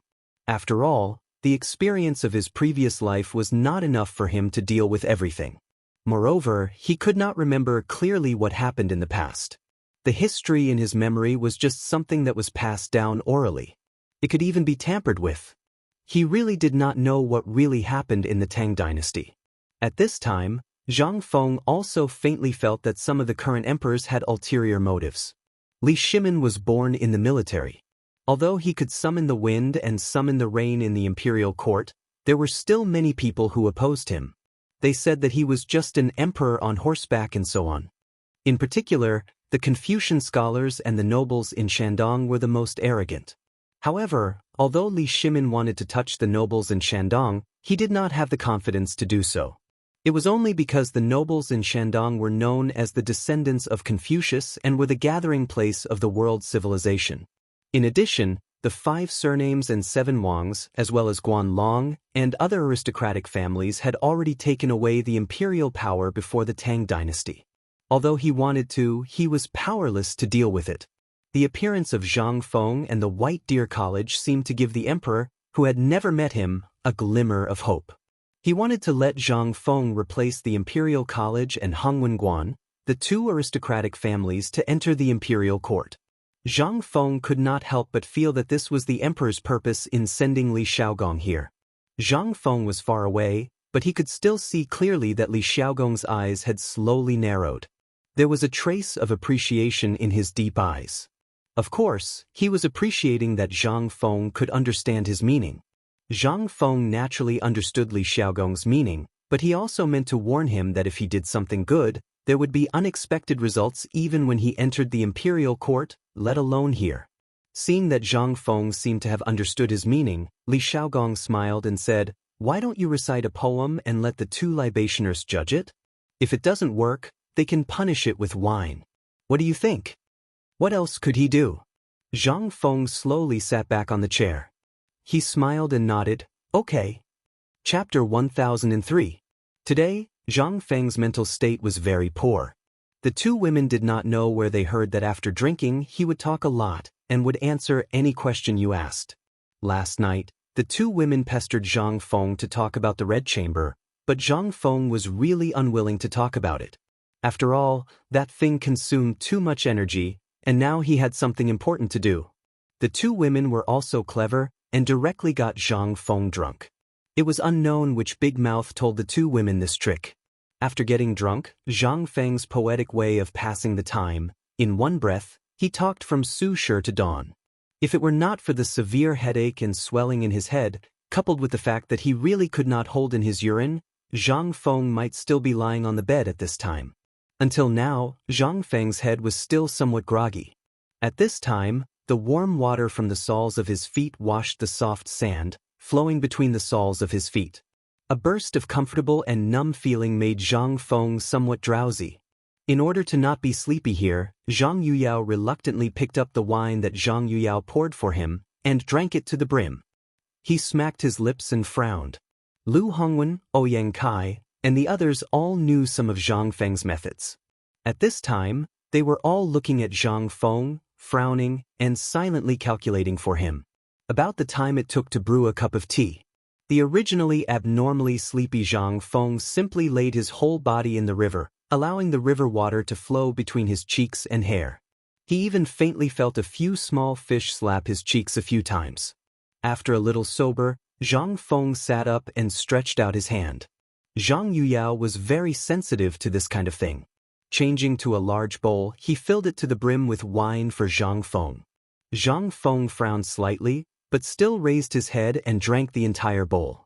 Closing his eyes for a moment, he opened his lips slightly and sang with his eyes slightly narrowed, "Wine and song, life is short, like the morning dew, the passing days are bitter, my heart is for you, I sing, until now I have a guest, the drum and the flute, the moon is clear, when will it retreat? The banquet is full of perseverance, the heart is full of gratitude, the moon and the stars are sparse, the crow flies south, circling the tree 3 times. Which branch can lean against the mountain? Not tired of the high sea, not tired of the deep sea, the Duke of Zhou's nourishment, the whole world is in my heart."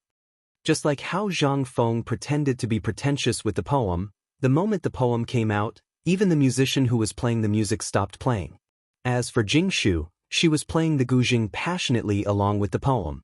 The poetic quality of the poem, coupled with the zither music, caused the artistic conception of the poem to explode to the extreme.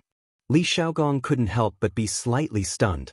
This poem was Cao Cao's masterpiece when he was at his peak. Zhang Feng slightly edited a few lines and added some things himself. Cao Cao existed in this world. Zhang Feng had seen him in the ancient books of White Deer College, but there weren't many of Cao Cao's poems that had been passed down. For example, the poem that Zhang Feng sang just now was one of those poems that had never appeared. Zhang Feng's action could be considered to have filled the gap in this world. In order to respond to the current situation where the whole world was united, and even more so for Li Xiaogong to bring this poem to the emperor. The most wonderful thing was that the line in the poem, "The Duke of Zhou spat out some negative points," actually existed in this world. Moreover, this Duke of Zhou wasn't a disciple of the emperor, but a real emperor. Therefore, Zhang Feng dared to recite it in a dignified manner. After a long time, other than the beautiful river water, the chirping of insects and birds, and the sound of falling maple leaves, there was only the sound of Jingshu's guzheng. Good poem. It's really a peerless poem in the world. Li Xiaogong exclaimed and raised his cup. Prince Zhang really lives up to his reputation. He can actually recite such a peerless masterpiece so casually. He's really a role model for our generation to learn from. After that, Li Xiaogong drank a cup of wine. Cheng Yaojin also hurriedly echoed, "Although I'm a bore and don't know any bullshit poems, this poem makes me feel good." Good poem. It's definitely a good poem. Lu Hongwen and Ouyang Kai from the Imperial College opposite them remained unchanged. After all, they were also people who had experienced great storms and had read countless poems.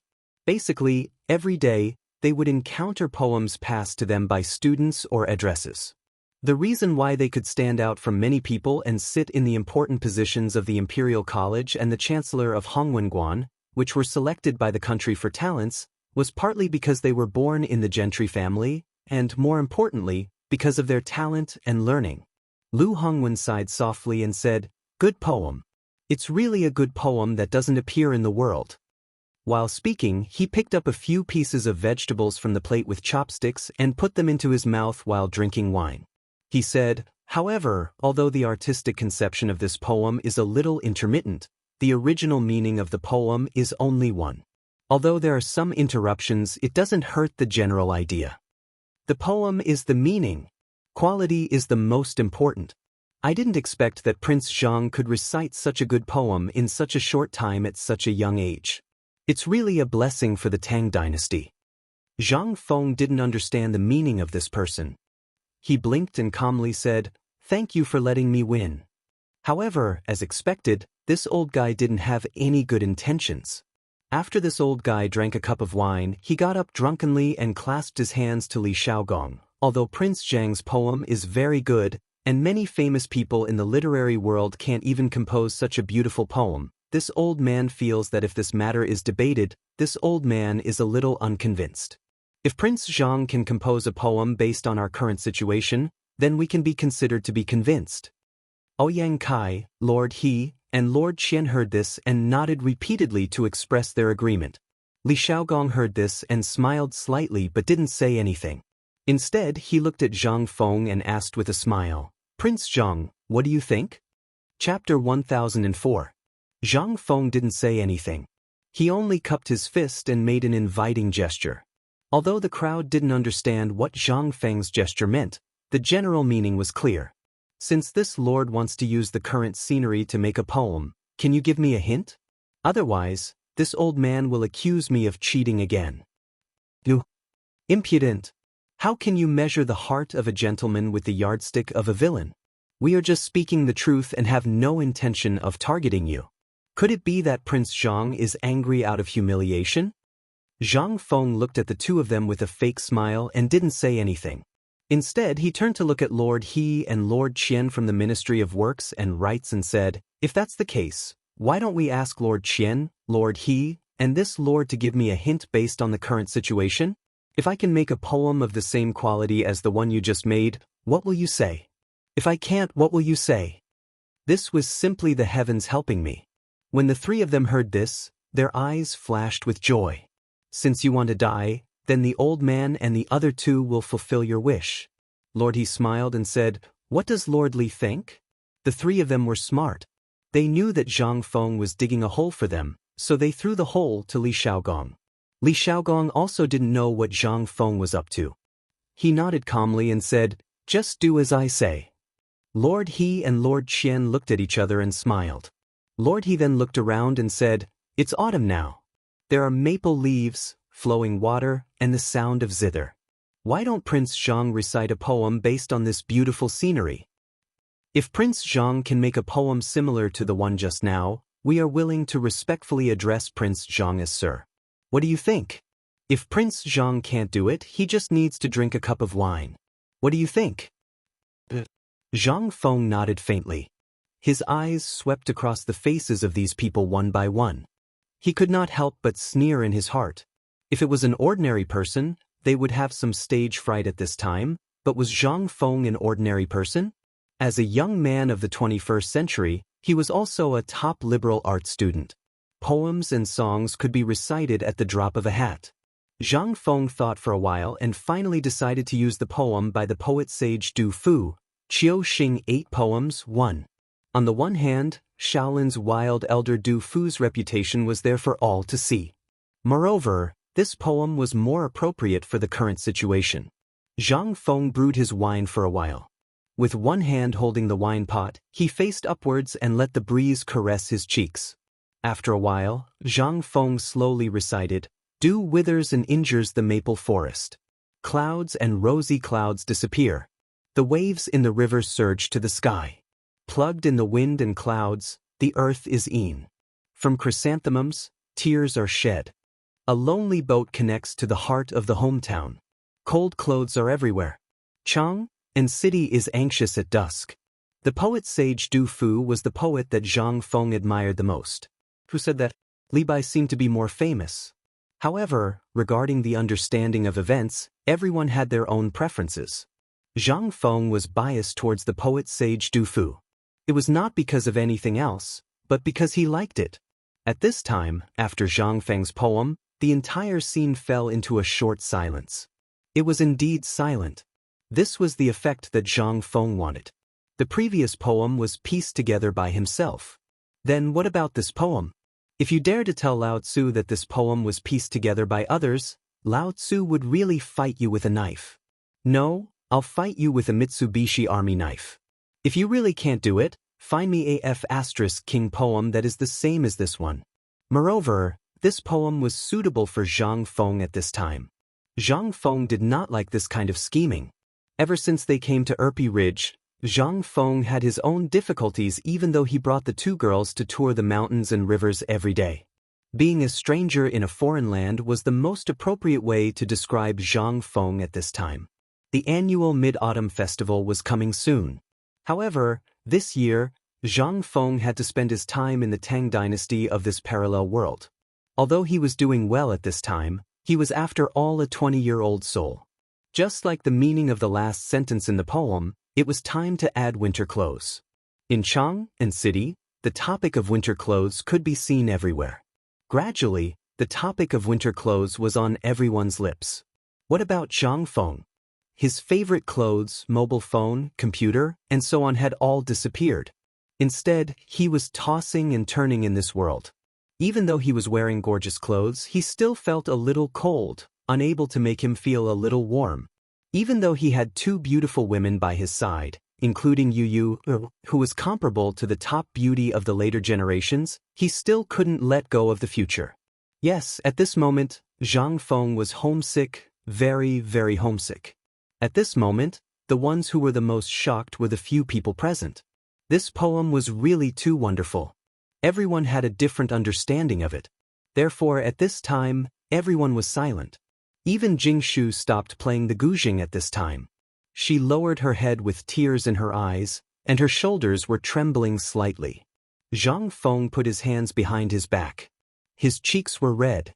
Standing in the water, he stared at the two people from the Imperial College and the Hongwen Guan. He did not have any special feelings for the two of them. He just did not like their behavior. Even then, Lu Sun's expectations and optimism were still in the Shandong aristocratic family. Zhang Feng was no different from competing with them for something. Zhang Feng wanted very simple, that was, to live the life he wanted. Chapter 1005. But in reality, Zhang Feng didn't take the initiative to provoke these people, but these people wanted to compare themselves with Zhang Feng. At this moment, Cheng Yaojin stared coldly at Lu Hongwen and Ouyang Kai and said, "Earlier, old man heard someone mention the mid-autumn hunt in Chang'an City. Originally, old man didn't want to get involved in this matter.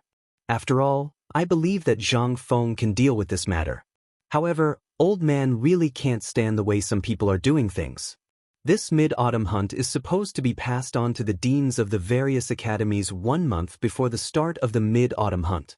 Why did it only reach Zhang Feng a few days before the start of the mid-autumn hunt? Do you think that Zhang Feng is easy to bully?" While speaking, Cheng Yaojin's eyes flashed with a cold light as he stared at the three people from the Ministry of Works and Rights. The three of them suddenly trembled. Only then did they remember that this was Cheng Yaojin, the great devil of chaos. If they provoked him and this person killed them here, they would die in vain. A thin layer of cold sweat involuntarily appeared on the faces of the 5 people. At this moment, Cheng Yaojin's words were somewhat inappropriate, especially in such a delicate situation. It seemed abnormally unreasonable. This meant that the matter between Zhang Feng and the Imperial College's Hongwen Guan and the Ministry of Works and Rights was officially out in the open. Although everyone knew that there was a problem, there was still room for reconciliation if they didn't fall out. But now, there was still no room for reconciliation. When Lord He of the Ministry of Works heard this, he looked slightly displeased. He looked at Cheng Yaojin and said, "There are indeed some aspects of this matter that are lacking in consideration, but we are just following the rules. Logically speaking, Chang and University and White Deer College are not qualified to participate in this year's mid-autumn hunt. It's only because of Prince Zhang's previous actions of providing relief to the disaster victims that we decided to inform you at the last minute that Prince Zhang will participate in this year's Mid-Prince Zhang. This is all recorded in the laws of the Tang dynasty. If you feel that it's inappropriate, you can report us to Lord Li. But Lord Li, you should be clear about this matter. Lord Qian of the Ministry of Appointments secretly glanced at Li Xiaogong. When he saw that Li Xiaogong didn't say anything, he mustered up his courage and said, "That's right. Lord, he is right about this matter. The laws of the Ministry of Appointments clearly state that academies that have been established for less than a year are not qualified to participate in the Mid-Autumn Hunt. On one hand, it's because the academy has just been established and many things haven't been sorted out properly. As far as we know, White Deer College is still in the construction stage, so..." Zhang Feng's eyes were fixed on Lu Hongwen and Ouyang Kai. He saw some panic in their eyes, but Zhang Feng didn't understand what they were thinking. Lu Hongwen imitated Zhang Feng and opened the cork of the wine pot. He drank all the wine in the pot in one gulp. Then, he stared at Zhang Feng with a red face and roared, "Why? Since the establishment of the Imperial College, we have relied on our true abilities and fought our way up bit by bit. Every year, our Imperial College has sent many talents to the Imperial Court and contributed so much to the rise of the Tang dynasty. Who knows or cares about this? Why did you, Zhang Feng, receive His Majesty's favor and even receive His Majesty's Imperial Edict before your college was established? Was it only because of your 20,000 dan of grain and your poems? Although we don't have Prince Zhang's courage and wild ideas like Prince Zhang's, we have always adhered to the teachings of Confucius. We are cautious and conscientious. We don't dare to be careless. That's why we have what we have today. What about you, Zhang Feng?" Zhang Feng saw a trace of determination in the eyes of the Dean of the Imperial College. He also saw his determination to cut off all his escape routes. Zhang Feng suddenly felt a jolt in his heart. He felt some kind of danger that he hadn't been aware of before was slowly approaching him. He couldn't help but feel a little tipsy. He suddenly turned around and stood up. His eyes were searching for something in the bushes by the river. Sure enough, after a while, the bushes on the other side of the river swayed slightly. Zhang Feng also faintly saw a person flash by. Although Zhang Feng didn't see clearly who it was, who else could appear here other than Taiyuan Wang clan? Taiyuan Wang clan. The Guanlong group had been beaten up by him several times. They knew to tuck their tails between their legs and behave themselves. But what about Taiyuan Wang clan? I, Zhang Feng, only want to do my own thing peacefully. I don't want to be enemies with anyone. But you, Wang clan, have to be the first to stand out and compete with me. Since that's the case, I, Zhang Feng, have a grudge with you. The debate ended in a hurry. It ended in a hurry, just like how it started in a hurry. It was mainly because of the appearance of this mysterious person that the conflict between Zhang Feng and Hongwen Guan Imperial College was temporarily put aside. The result was self-evident. Cheng Yaojin's words, the Imperial College, Hongwen Guan's words, and the sudden appearance of this person. This made Li Xiaogong extremely angry. The result was no longer important. What was important was that they had already shed all pretense of cordiality. Since they had shed all pretense of cordiality, they naturally had to find the real culprit behind the scenes. Although Hongwen Guan and Imperial College were basically controlled by those big families at this time, they were still important institutions of the country. So, under normal circumstances, they wouldn't touch them if they could. But the person who popped up was indeed a perfect scapegoat for these guys. With Li Xiaogong's and Cheng Yaojin's tempers, how could they let him go? Chapter 1006. At this time, no one from the Ministry of Works and Rights, Imperial College, and Hongwen Guan saw Cheng Yaojin and Li Xiaogong leave angrily. Naturally, they also saw the person who just flashed and disappeared. They could not help but think quickly in their minds about who exactly appeared here at this time. At the same time, they secretly breathed a sigh of relief. The sudden appearance of this mysterious person was really timely. Otherwise, who knew what would happen at this time? Zhang Feng was too lazy to think so much. After all, they had already made arrangements before. Since these people dared to appear at this time, it proved that these people had already prepared for the worst. Zhang Feng did not care. After all, He had the Mitsubishi military knife in hand, and old Nyo Zi who had been paying attention to these people's whereabouts. In the dark, he was not afraid of these people. Moreover, he was now an official of the imperial court. And Li Xiaogong, the great god, was by his side. Naturally, there would be a tall person to stand up for him. The debate ended abruptly. Qin Chumo and the others' debate was still going on. The debate was actually very simple. That was, if words did not work, they would use force. The so-called force was actually the rugby that Zhang Feng had prepared for a long time before. It was also an activity that the academy had reported in advance. As long as he could make the other party shut up and admit defeat, then as long as it was not that kind of underhanded method, it would basically be allowed. The rugby matter came too quickly. Therefore, at this time, Zhang Feng had already changed the rugby to kuju. However, he had changed into a rugby iron protective suit. If you dare to touch it, come on, Lao Tzu will stand here and let you hit it. As long as you can break this armor, it's my loss. At this time, when Zhang Feng and the 5 people who had a lot on their minds returned to the camp, the kuju had already started. In the field, Li Chengqian and the others attracted a lot of attention. Their visual impact of the equipment, in addition to the previous warning from Cheng Chumo and the others, these people were just going through the motions. After all, the expressions on their faces when they returned explained everything. The 3 people from the Ministry of Works and Rights, Lu Hongwen and Ouyang Kai, absent-mindedly stopped the competition. There was no way for the competition to continue. The score was simply unbearable to watch. It was as if this was a one-man show for Cheng Chumo and the others. If this group of bastards continued to perform, the students from both families would probably all run away. What the 5 of them were most worried about was Zhang Feng's revenge, as well as the fact that the captured person might confess something or get caught. With Li Xiaogong's methods, it would be easy for them to get something out of that person's mouth. Therefore, at this moment, it would be best if they could end this as soon as possible and spread the news back. As for the result, it was no longer important. As long as they could maintain the position that the family had spent a lot of money to obtain, it would be fine. In less than 3 years, the 5 of them would be able to rise again. Kuju was basically not worth watching. Zhang Feng knew the result without even looking. However, Zhang Feng's novel method, coupled with the ability that Zhang Feng had displayed and Li Xiaogong's unyielding method, made the 5 of them restrain themselves a little. At the very least, when they looked at Zhang Feng, they were no longer so full of thorns. After all, they knew what they were doing.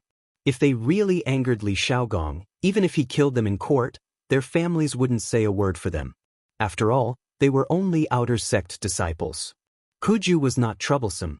After 2 days of competition, it was time to announce the results. After all, it would be strange if the people from White Deer College, who were wearing protective equipment, did not win the championship. Lord He chuckled as he announced the perfect end of the mid-autumn hunt. White Deer College and Chang and University had won the championship. Lord He waved his hand and said, "Next, let us admire the never-before-seen rugby that Lord Zhang reported to our department." This time, it was time for the one-man show between White Deer College and Chang and University. As soon as the rugby ball was played, it instantly caused a burst of exclamations. Even the Ministry of Works, the Ministry of Rights, and the 2 deans joined in the discussion. They wanted to get some training methods from Zhang Feng. After all, these things were important. Once they were realized, it would be beneficial to the reputation of the academy, the reputation of the 3 departments, and the promotion in the future. After completing the one-man show, Zhang Feng chuckled and cupped his fists at the 5 people. "Sirs, would the 2 deans do me the honor of visiting my Kuan Mountain? After all, Lantian County is not far from my White Deer College. It's only a day's journey." At this time, no one's mind was filled with the spectacular scene of the football game that Zhang Feng had arranged before. Seeing Zhang Feng's invitation, how could they have any reason to refuse? Even if Zhang Feng did not invite them, they would probably pester him to go up Shao Mountain to take a look. Most importantly, they wanted to see how Shao Mountain looked like.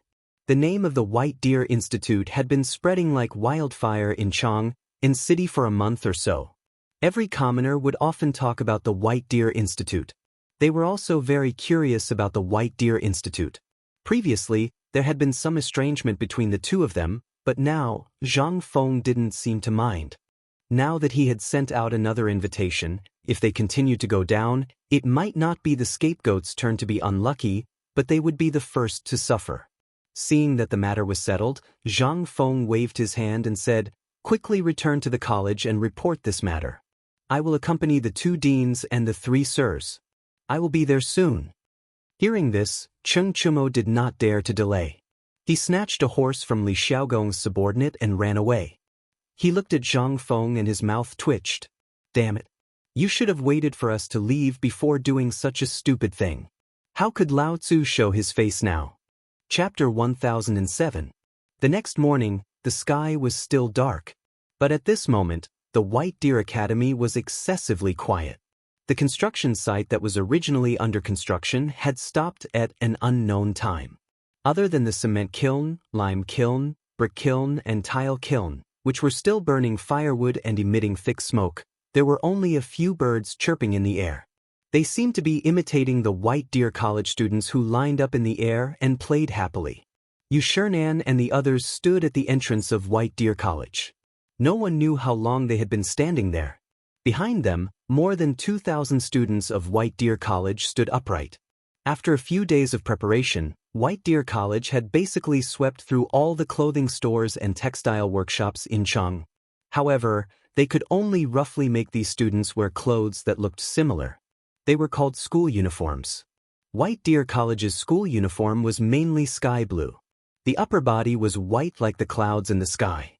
The lower body gradually turned sky blue. When it reached the hem of the robe, it turned dark blue.